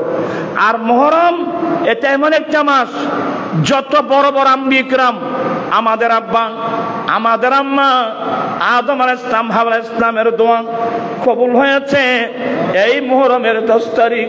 নূহ আলাইহিস সালাম 6 মাস 8 দিন পর্যন্ত জাহাজের মধ্যে বাড়ছিলেন। 8 দিন পর্যন্ত উনি লাস্টে দোয়া করেছেন, আল্লাহ মাহবুব নবীর উসিলায় আল্লাহ বন্যা তুমি দুর্ভিত করে দাও। আল্লাহর কাছে দোয়া করেছিলেন, সাঁ করে পানি নেমে গেল। ঐতিহাসিক পাহাড় জুদি পাহাড়, যে জুদি পাহাড়ের উপর 120 হাত পানি হয়েছিল, সাঁ করে জাহাজ জুদির পাহাড়ের সাথে লেগে গেল। গজব থেকে রক্ষা পেল এই মুহররমের 10 তারিখ। আল্লাহর খলিল ইব্রাহিম আলাইহিস সালামকে জালেম নমরুদ অগ্নিকুণ্ডের মধ্যে নিক্ষেপ করেছিল। সেই অগ্নিকুণ্ড ইব্রাহিম আলাইহিস সালামের জন্য ফুলের বাগান হয়েছিল। এইভাবে সবগুলো কি মুহররমের 10 তারিখ হতে হতে হতে হতে আমার ভাইয়েরা 61 দিরিতে কারবালার মাঠে, 61 দিরিতে কারবালার মাঠে যে করুণ কাহিনীটা, সবচেয়ে করুণ কাহিনী, যে কাহিনী শুরু থেকে কাঁদাচ্ছে কিয়ামত পর্যন্ত, যেই করুণ কাহিনী মানুষের চোখের পানি মানুষকে কাঁদাবে, যে ঘটনা, এটা হলো মর্মান্তিক ঘটনা। ময়দানে কারবালায় এমন ঘটনা ইতিপূর্বে হয় না, কিয়ামত পর্যন্ত হবে না। আজীব মামলা, এটার নাম দুনিয়া।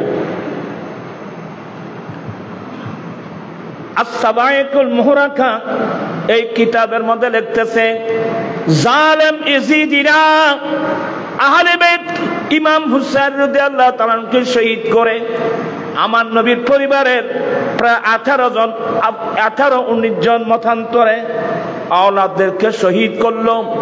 এই শাহাদাতের ঘটনা বর্ণনা করা আমার পক্ষে সম্ভব হবে না, এগুলো আমার পক্ষে সম্ভব হবে না। হায় হায় হায় হায় হায়। हाकिम का ये हुक्म था पानी बशर पिए, घोड़े पिए, ऊंट पिए, अहले हुनर पिए, और पिए दरिंद पिए, चरिंद पिए, मना न तुम न कीजियो, एक फातिमा के लाल को पानी न दीजियो। ওই ফুরাত নদীর পানি বন্ধ করে দিয়েছে, কারণ এটা রাজনৈতিক অপকৌশল। প্রতিপক্ষ যারা আছে এদেরকে দুর্বল করে অধিকার আদায় করা একটা অপকৌশল। ওবায়দুল্লাহ ইবনে জিয়াদ এই জালেম, সে বছরের গভর্নর ছিল। আওলাদ রাসূলকে কঠোর হস্তে দমন করার জন্য তাকে কুফার গভর্নর বানালো। সে আওলাদ রাসূলকে যখন তার নিয়ন্ত্রণে আনতে পারছে না, এক পর্যায়ে নীল নদীর পানি বন্ধ করে, ফোরাত নদীর পানি বন্ধ করে দিল। এখানে এরা জানাতে পানির অপর নাম জীবন। আমি যদি এক সপ্তাহের জন্য পানি বন্ধ করি দুর্বল হয়ে যাবে। তো দুর্বল হয়ে আমার কাছে যখন পানির জন্য আসবে আমি বলবো পানির জন্য আসতে হবে না, পানি আপনার ঘরে যাবে, আপনি একটু এজিদকে সমর্থন করে দিলে হয়। ভোট চিনেন না? ভোট আমার ভোট আমি দেব, যাকে ইচ্ছা তাকে দেব, অত্যন্ত সতর্ক। আপনি কাকে ভোট দিচ্ছেন, আপনি কাকে সমর্থন করছেন, কিয়ামতের মাঠে এটা হিসাব দিতে হবে। কি জন্য করেন এটা হিসাব দিতে হবে। এটা বড় মারাত্মক ডেঞ্জার জিনিস। বলে আপনি এজিদকে একটু সমর্থন করে দেন। আহলে বাইত রাসূল পৃথিবীর বুকে রেকর্ড করে দিয়েছেন ধৈর্য কাকে বলে, সবর কাকে বলে, ন্যায় নীতির উপর অটল থাকা কাকে বলে। ছোট ছোট বাচ্চারা পর্যন্ত শাহাদাতকে গ্রহণ করেছেন, এজিদের সামনে মাথা নত করে নেই। তো ওদেরকে দুর্বল করার জন্য নীল নদীর পানি বন্ধ, ফোরান নদীর পানি বন্ধ করলো। 4,000 সৈন্য, কয় হাজার? 4,000 সৈন্য। হাক আমার বিন বাবা কি ওয়াজ করতে মারুফ হোসেন, আমার নবী দুনিয়ায় থাকতে একসাথে 10 জন সাহাবাকে জান্নাতের সুসংবাদ দিয়েছিলেন। তন্মধ্যে একজনের নাম সাদ ইবনে আবি ওয়াক্কাস। এই ময়দানে কারবালায় ফোরান নদীর পানি বন্ধ করা থেকে আরম্ভ করে যতগুলো অপকৌশল অ্যাপ্লাই করেছে আমর বিন সাদ। আমর, কারণ আমরকে বলা হয়েছে তুমি যদি পারো যেভাবে হোক হুসাইন থেকে এজিদের পক্ষে যদি ভোট নিতে পারো, এজিদের পক্ষে রায় আদায় করতে পারো, আর রায় আদায় করলে তো ভালো, আর যদি রায় না দেয় হুসাইনকে শহীদ করে এজিদের রাস্তা ক্লিয়ার করো, তোমাকে আমি রায় শহরের, রায় বুঝেন, রায় মানে ইরান শহরের গভর্নর বানাবো। এ জালেম ইরান শহরের গভর্নরের লুবেই আওলাদ রাসূলের বিরুদ্ধে গিয়ে, অথচ আমরা আওলাদ রাসূলকে যেভাবে চিনি এরা আমাদের চেয়ে 100 গুণ বেশি চিনে। ওই গভর্নরই, ওই ইরান শহরের গভর্নরের লুবে পানি বন্ধ করলো। এখানে আওলাদ রাসূলের তাবুর মধ্যে মহিলারা, যাদেরকে কোনদিন সাদর্শন দেখেন, ছোট ছোট বাচ্চা,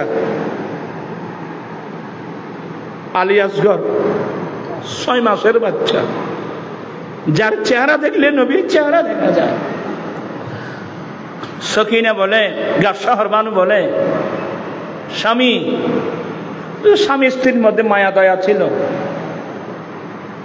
এরা তো মুসলমান না, আমাদের নবীর কলমাতে এরা পড়ে, আমরা নবীর আওলাদ। তা আমাদের সঙ্গে এত ছোট বাচ্চা আছে বোধহয় এরা জানে না।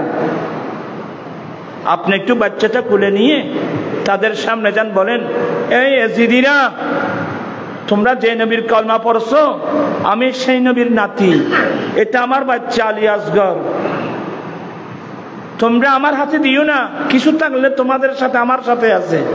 এ 6 মাসের বাচ্চার সাথে, নিষ্পাপ বাচ্চার সাথে তো কারো দিন কোনোদিন শত্রুতা আমি থাকতে পারে না। তোমাদের হাতে হলেও সামান্য টুকু পানি দাও না। আমার বাচ্চার অবস্থা কাহিল, 6 মাসের বাচ্চা, গায়ে জ্বর, মায়ের দুধ নেই, করুণ অবস্থা।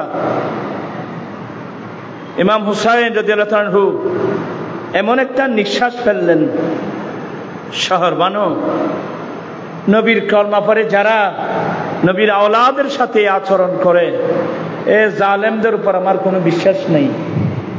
তবে তুমি যখন বলছো তোমার দিল জুইর জন্য আমি যেতে পারি। ছোট বাচ্চা আলী আসগরকে কুলে নিয়ে ময়দানে কারবালায় গেলেন। এই এজিদিরা, আমি তোমরা যে নবীর কলমা পড়েছ আমি সেই নবীর নাতি, এটা আমার 6 মাসের বাচ্চা। মনে হয় তোমরা আমাদের তাঁবুর মধ্যে তো ছোট বাচ্চা আছে জানো না, তোমরা আমার কিছু থাকলে আমার সাথে আছে। এ ছোট বাচ্চার সাথে পৃথিবীর কোন মানুষের সাথে শত্রুতা আমি থাকতে পারে না, তোমরা আমাকে দিও না। আমার বাচ্চা গায়ে জ্বর, 6 মাসের বাচ্চা, সামান্যটুকু পানি দাও, যদি তোমরা আমার বাচ্চাকে সামান্যটুকু পানি দাও, আমি হুসাইন ওয়াদা দিচ্ছি কাল কিয়ামতের মাঠে তোমার জন্য নানা জনের কাছে সুপারিশ করব।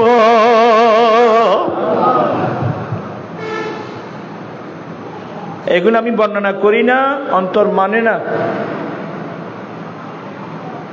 সবাই ওই ময়দানে কারবালা আহলে বাইত রাসূলের অনেক প্রেমিক ছিল, দুর্বল, ওই জালেমদের কারণে মুখ খুলতে পারে না, মজবুরান এসেছে। এক জালেম অনেক মানুষ কেঁদে দিল, হেরে আমরা নবীর আওলাদের সাথে একই আচরণ করলাম, আমরা একই আচরণ করতেছি নবীর আওলাদের সাথে, যাদেরকে নবী জান্নাতের যুবকদের সর্দার বলছেন, আমরা এগুলো কি আচরণ করছি। আরেকজন জালেম শকি আসলি বদবক্ত বেয়াদব, তার নাম হিরমালা বিন কাহেল। এই জালেম বলে, হুসাইন ইনি যে আপনার ছেলে, আমরা দেখতেছি না তো, একটু উপর করে ধরেন। সরল মন হুসাইন কুল থেকে বাচ্চাকে যখন উপর করে ধরেন, ওই আলী আসগরের চেহারা থেকে এমন একটা নূরের ঝিলিক বের হয়েছিল, গোটা ময়দানে কারবালা ঝিলমিলি উঠলো, অনেকে কেঁদে দিল। আর ওই জালেম ওই জালেম বলছে, হুসাইন এটা আপনার ছেলে, ফানি নেন বলে এমন একটা বিষাক্ত তীর ছেড়ে দিয়েছে, ওই তীর আলী আসগরের দিক দিয়ে ঢুকে এদিক দিয়ে বেরিয়ে গেল। মুহূর্তের মধ্যে বাবার কুলে ঢলে পড়ল, ইমাম হুসাইন রক্তাক্ত হয়ে গেল। হঠাৎ করে বলে, আল্লাহুম্মা, আয় আল্লাহ, আমি হুসাইন এ জালেমরা আওলাদ রাসূলের সাথে কি আচরণ করছে, এ তাদের এই আচরণ উপর আমি হুসাইন আল্লাহ তোমাকে সাক্ষী বানাচ্ছি।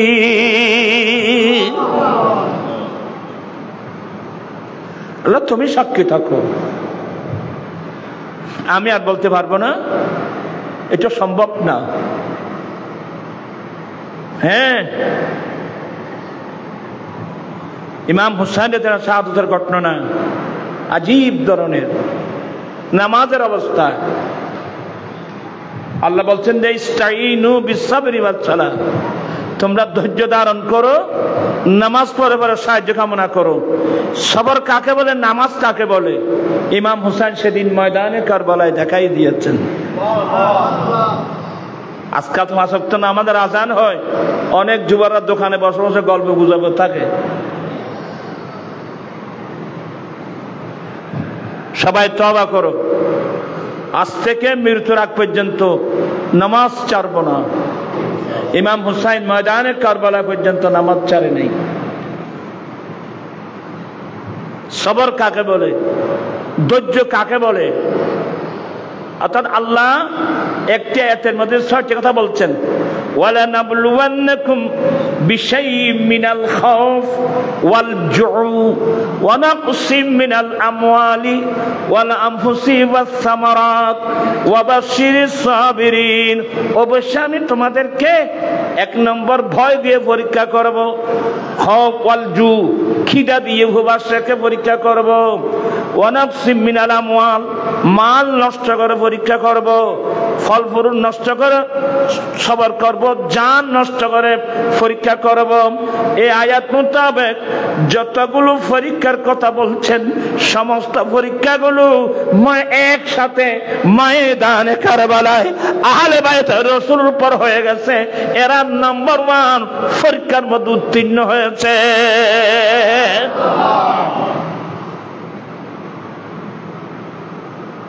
কিভাবে সম্ভব?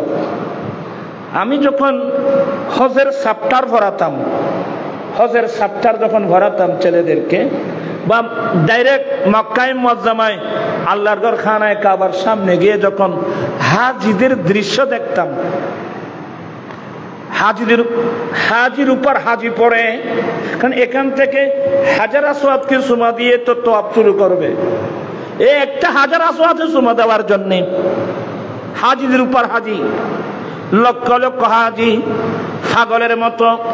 একদিন নয়, দুদিন নয়, কিয়ামত পর্যন্ত এই দৃশ্য বিশ্ববাসী দেখতে থাকবে।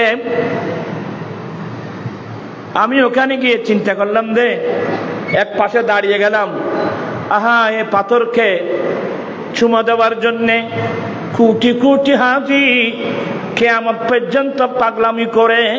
এর মূল কারণ কি? খলিফাতুল মুসলিমিন ওমর ফারুক রাদিয়াল্লাহু তাআলা আনহু বন্ধু বান্ধব নিয়ে আল্লাহর ঘরে তাওয়াফ যখন করতে গেলেন বা হজ করতে গেলেন, ওই হাজার আসওয়াদে চুমা দিলেন। হাজার আসওয়াদে চুমা দিয়ে দাঁড়ালেন। দাঁড়িয়ে ফারুক আজম ওই পাথরের সাথে কথা বলছে, ইয়া হাজারু ইন্নী লাআলামু আন্নাকা হাজারুন, এ হাজার আসওয়াদ, আমি উমর জানি তুমি একটা পাথর মাত্র, লা তাদুরু ওয়ালা তানফা, তুমি কোনো মানুষের লাভ ক্ষতি করতে পারো না, আমি জানি। এরপরেও আমি উমর তোমাকে কি জন্য চুমা দিলাম জানো? লিআন্নী রাআইতু রাসূলুল্লাহ সাল্লাল্লাহু আলাইহি ওয়াসাল্লাম ইউকাব্বিলুকা, আমি উমরের কুফারা চোখে দেখছি আমার দয়াল নবীর নবুয়তের ঠোঁট মুবারকে তোমাকে চুমা দিতে। এই সাপ্তাহে গিয়ে ময়দানে কারবালা আমার চোখের সামনে আসলো। এই পাত্রের মধ্যে নবী কয়বার চুমা দিয়েছে? মোটামুটি একটা হিসাব, আমার নবী উমরা হজ করেছেন 4 বার। কয়বার? 4 বার। হজ করেছেন 1 বার। তাহলে এক তওয়াফের মধ্যে কয় চক্কর? 7। কিন্তু সুমা হবে 8। 7 চক্কর চেঞ্জ করে আবার কি দিতে হয়? তাহলে 8 বার। তাহলে 4টা 32। হজের সময় দিলেন 8 বার, কত হলো? 40। মোটামুটি একটা হিসাব, আমার নবীর নবুয়তের জুবানে 40 বার হাজার আসওয়াদকে আমার নবী চুমা দিয়েছেন। কিয়ামত পর্যন্ত মানুষ পাগলামি করে পাথরকে চুমা দেওয়ার জন্য। কিন্তু ময়দানে কারবালা জালেম জিরা ইমাম হুসাইনের শরীরে যারা তীর আর বল্লম নেজা মেরে মেরে শহীদ করেছেন, সে হুসাইনের শরীরে তো আমার দয়াল নবী হাজার হাজার মর্তবা নবুয়তের টুটে চুমা দিয়েছিল। যারা জ্ঞানী গুণী মানুষ, এরা চিন্তা করবে যে একটা পাথরের মধ্যে মোটামুটি 40 বার নবী চুমা দিয়েছে মাত্র। এর জন্য কিয়ামত পর্যন্ত মানুষ পাগলামি করবে হাজার আসওয়াদকে একটিবার চুমা দেওয়ার জন্য।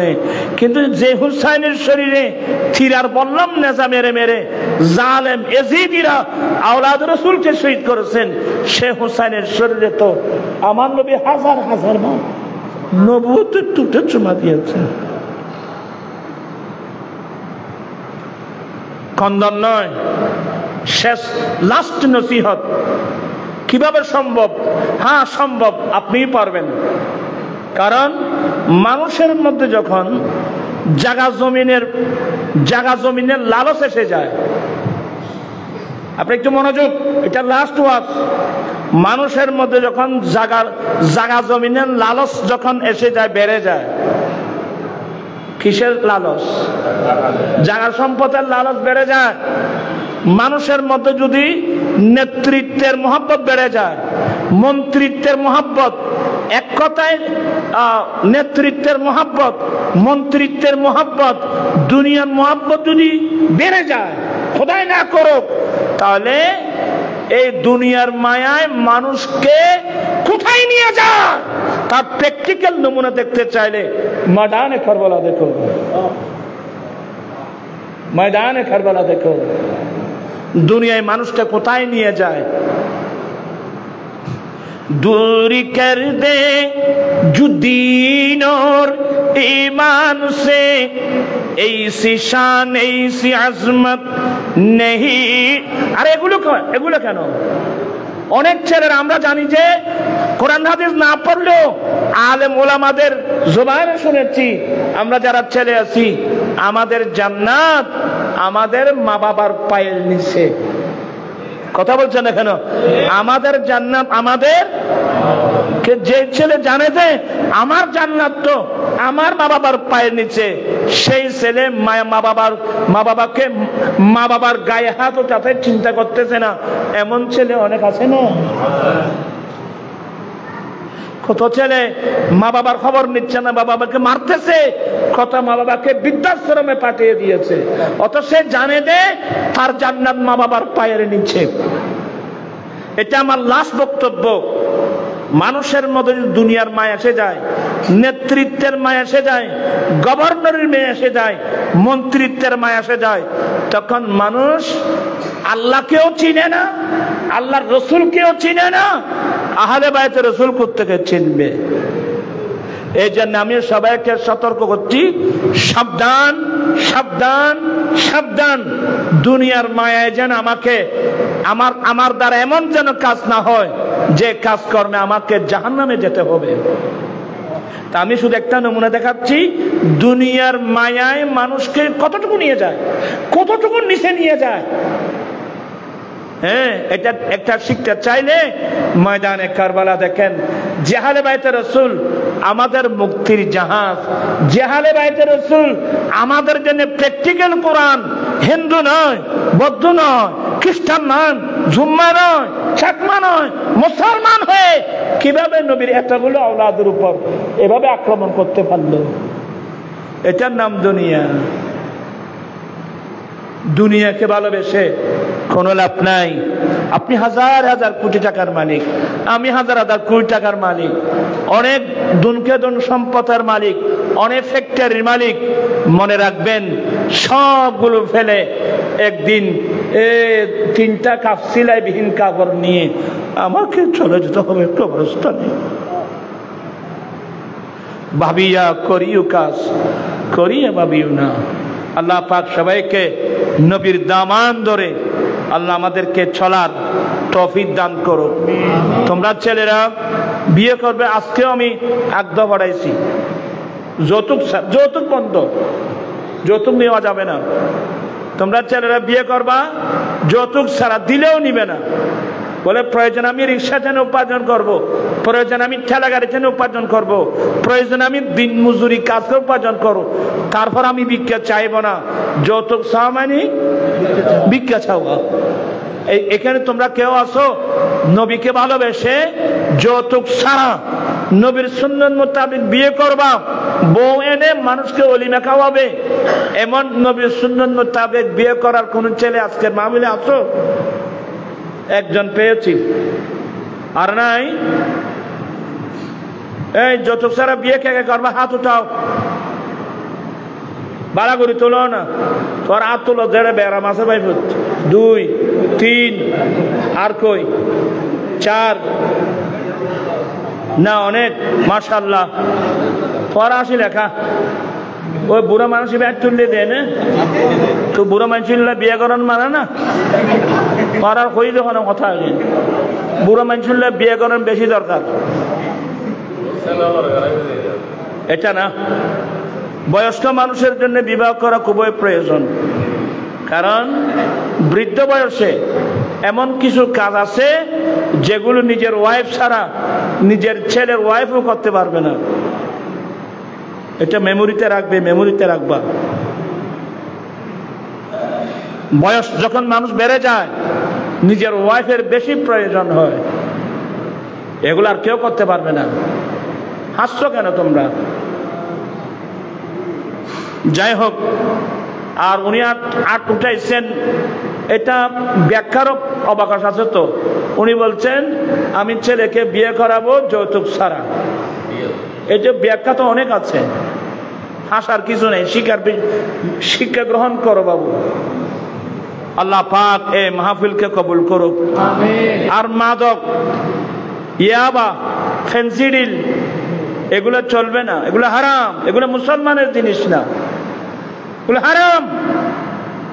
আজকে দুঃখ লাগে, ইয়াবা ট্যাবলেট এই দেশের অসাধু ব্যবসায়ী আঙ্গুল ফুলে কলা গাছ হওয়ার জন্য গোটা জাতিকে ধ্বংস করে দিচ্ছে।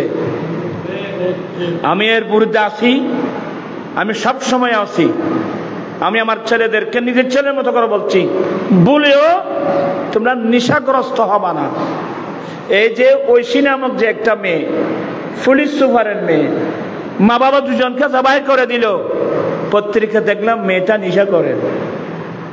আমাদের খতিবের জামিয়ার পাশে খতিবের আড়ের একজন লজিং মাস্টার, এই মাত্র 21 বছর বয়স, হ্যাঁ লজিংওয়ালা, সে তাকে সৌদি আরবে এই ছেলেটা ওই তার ছেলে মেয়েদেরকে পড়াতে গিয়ে 3 জনকে জবাই করে দিল, ছেলে মেয়ে মা 3 জনকে জবাই করে দিল। পত্রিকা দেখলাম ছেলেটা নেশা করে। এটা আনোয়ারা না, আপনাদের পাশে তো ফটিয়া, এই ফটিয়ার সাবেক মেয়র, জাতীয় পার্টি করত, মাস্টার শামসুল হক, সে মারা যাওয়ার পরে তার ছেলে মাকে বলছে, মা বাবার নমিনি আমাকে করে দাও। বলে কেন না, এটা করা যাবে না। এই ছেলেটা নেশা করে। একবার দুইবার তিনবার বলার পরেও মা যখন মানছে না, সে কোমর থেকে পিস্তল বের করে মায়ের মাথায় গুলি করে মেরে ফেলছে। আমিন ভাই, আমি কি ভুল বলছি? তাহলে সমাজটা কোথায় যাচ্ছে বলেন আমাকে? আমি সরকারের কাছে অনুরোধ জানাচ্ছি, এতগুলো প্রশাসনিক ব্যবস্থা থাকতে এতগুলো মাদক বার্মা থেকে আমাদের বাংলাদেশে আসে কিভাবে? পুলিশ, বিজেপি, আর্মি, নেভি, এতগুলো র্যাব, এতগুলো প্রশাসনিক ব্যবস্থা থাকতে এই দেশে এগুলো আসে। আর আশ্চর্য, চট্টগ্রাম মেডিকেলের বাথরুমে যদি 100 সিএসিটি ফেন্সিডিলের বোতল পাওয়া যায়, এ লজ্জা রাখি কোথায়? আমি আমিন ভাইকে বলছি, আমরা চা আপনারা সামনে আসেন, এই রাষ্ট্রীয় জিম্মেদারি মাথায় নেন, দেশে কিছু সামলান, ছেলে মেয়েদের। এখন কাকে ওয়াজ করব? এই ওয়াজ করে যখন বাড়িতে যাচ্ছিলাম, 1 বছর কি 2 বছর থেকে দেখলাম বড় বড় পয়সাওয়ালা রাস্তার পাশে পাশে স্টেডিয়াম খুলে দিয়েছে, জাল দিয়ে নেট দিয়ে আকর্ষণীয় খুলে দিয়েছে। খবর নিলাম ঘন্টায় নাকি 1000 নাকি 1500, 1500-2000 টাকা ভাড়া দিচ্ছেন। আর এই আমাদের ছেলেরা লেখাপড়া নাই, সকাল থেকে আরম্ভ করে রাত 9 ফজর আযান পর্যন্ত ছেলেরা খেলতেছে, আর ওরা পয়সাওয়ালা পয়সা কামাচ্ছে। পয়সা গুলো তুই ব্যস্ত দাবি না, খবরের দাবি দি কেন? জাতিকে আপনারা ধ্বংস করে দিচ্ছেন। ছেলে মেয়েটা আমারও আছে বাবা, আপনাদের এই অবস্থার কারণে, এই ধরনের স্টেমে করার কারণে আজকে ছেলে মেয়েরা লেখাপড়া বাদ দিয়ে সারা রাত খেলাধুলার মধ্যে চলে গেছে। আমি কি ভুল বলছি? কথা বলছেন এখন আপনারা? আর একটা মোবাইলে সব শেষ করে দিয়েছে। বাস এই সমস্ত ফিতনার যুগে আল্লাহ রসুলকে ভালোবেসে যদি নবীর সুন্নাত মোতাবেক আমরা চলতে পারি, এই খারাপ কাজ পরিহার করতে পারি, আমাদের জীবন হবে সার্থক। আল্লাহ পাক এই মাহফিলকে কবুল করুক। আসলে আমি যে এতক্ষণ কথা বলবো, আমি অসুস্থ মানুষ। আমার আমিন ভাই তো উনি তো বসে আছেন, হ্যাঁ, কমরু তো ফেলাই, আরো ফেলাই খড়া আছে, ওর বাড়ি খাসে তাইলে সমস্যা। ভাই একটু মিলে শরীফ করো। ইয়া নবী সালাম আলাইকা, ইয়া রাসূল সালাম আলাইকা, ইয়া হাবিব সালাম আলাইকা,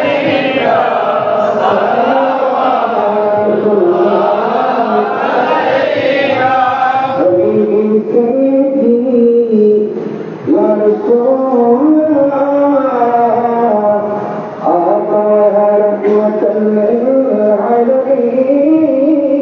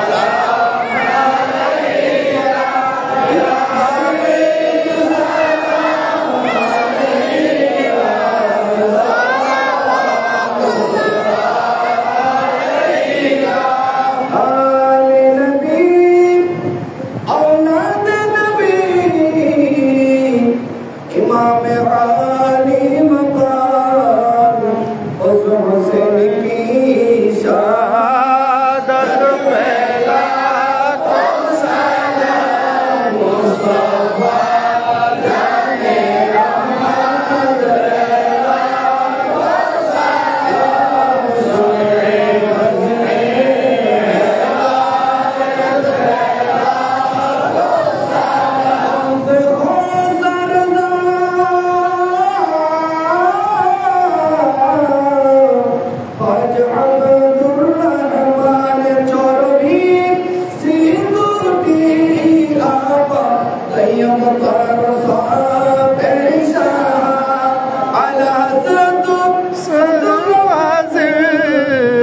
हो शेर बांग्ला आला सुनाते मुस्तफा ऐसे पीरे तरीक़त पहला को सलाम मुस्तफा जाने रहमत पहला को सलाम शमे बजमे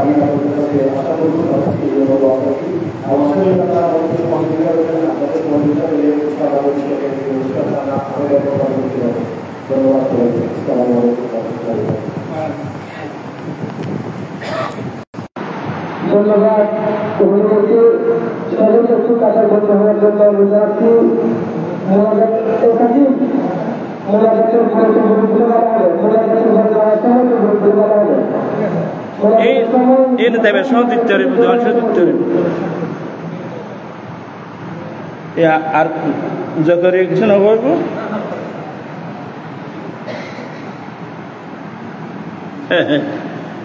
আর কিছু না করবেন অনুরোধ খামার বেশি সাইন কেয়ার রেখে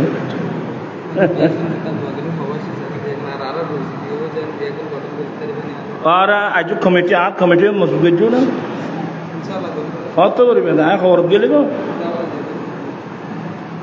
এই রসবিয়া কমিটি দরকার আছে না রোয়া আজকে 16 বছর যৌতুকের বিরুদ্ধে আন্দোলন এটা একটা তরিকতের সংগঠন আমি তরিকতের সংগঠন করে খানকায় বসে থাকি না আমি শালীদেরকে নিয়ে ময়দানে এই যৌতুকের বিরুদ্ধে আন্দোলন মাদকের বিরুদ্ধে আন্দোলন আমি সামাজিক আন্দোলনে আছি আপনার সহযোগিতা করা আপনাদের প্রত্যেকের ঈমানি নৈতিক দায়িত্ব আল্লাহ পাক এই কমিটিকে আল্লাহ কবুল করুক আমিন আগামীতে অল্প দিনের মধ্যে এই কমিটিটা নবায়ন করা হবে আপনারা কারা কারা এই সংগঠনের সদস্য হতে চান মোহাব্বত করে কেউ আছে আজকের মাহফিলে 1 2 3 4 5 মাশাআল্লাহ দেখেন কতগুলো দেখেন নারায়ে তাকবীর নারায়ে রিসালাত নারায়ে গৌসিয়া রসবিয়া নুরিয়া কমিটি বাংলাদেশ কিন্তু এখন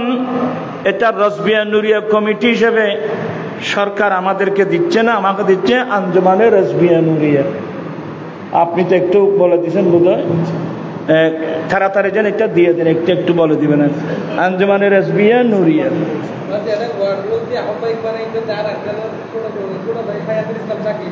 সাকিব কই মাশাআল্লাহ এখন আহ্বায়ক না সামনে একেবারে গিয়ে বানাই দাও হ্যাঁ হ্যাঁ সভাপতি বানাই দিবে জি জোনাইত কই জোনাইত তোমরা তোমরা মজবুত কমিটি করিব আনোয়ার আমিদ্দি এই কমিটি সবচাইতে মজবুত কমিটি আনবে খড়ের আব্দুর রহিম হরে কই ফেরো তোমার এটা তো বহুত শিব জিওরির সুমন কই মাশাআল্লাহ তোরা এলো না যে ভয়েস আরতে যে মহব্বতের ফল আছে তারা অলটছে খাম করতে না যায় এখন আমরা আগামীকাল মিটিং আছে সিদ্ধান্ত হবে আমরা আগামী চাঁদে ঐতিহাসিক আলা হযরত ইন্টারন্যাশনাল কনফারেন্স করব মজবুত করে করব এই খাসখামা থেকে কয়েমচঙ্গা আনোয়ারা থেকে জকরিয়া জাকারিয়া কমসে কম 10টা গাড়ি যেতে হবে আনোয়ারা থেকে হ্যাঁ গতবার 10 গেল না তাহলে এবছর তো আরো 52 পড়ব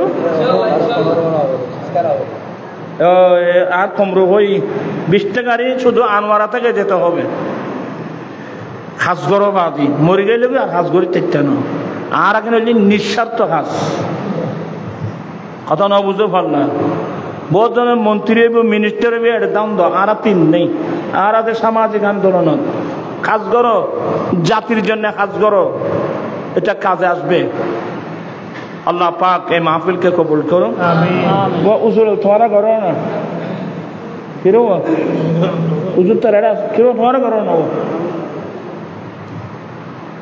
আর আয় বুদ্ধি তো বেগুনে আর মাথার তুলে দিব রে আল্লাহুম্মা আমিন আমিন মাওলায়া সাল্লি ওয়া সাল্লিম দাইমান আবাদা আলা হাবিবিকা খায়রিল খালকি কুল্লিহিম মাওলা রসবিয়া নুরিয়া কমিটি বাংলাদেশ খাসখামা 1 নং শাখার উদ্যোগে এবং দক্ষিণ খাসখামা জামে মসজিদ পরিচালনা কমিটি এলাকাবাসী প্রবাসী ভাইদের সার্বিক সহযোগিতায় আবু নঈম সওদাগর আরিফুল ইসলাম রিদওয়ান মোহাম্মদ মোশাররফ মোহাম্মদ শাকিল মোহাম্মদ জুনাদ এদের তত্ত্বাবধানে আয়োজিত আজকের সৌদায় কারবালা রিদওয়ান আজমাইনের স্মরণে আয়োজিত এ মাহফিল কবুল করে নাও লাইটিং প্যান্ডেলের স্টেজ তবরকাতের ব্যবস্থা কবুল করে নাও আয় আল্লাহ, শুরু থেকে পর্যন্ত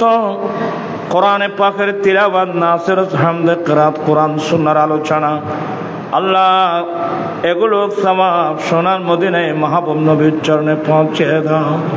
বিশেষ করে আহলে বাইত রাসূল শুহাদায়ে কারবালা রিদওয়ানুল্লাহি আলাইহিম আজমাইন রওজায় পৌঁছে দাও।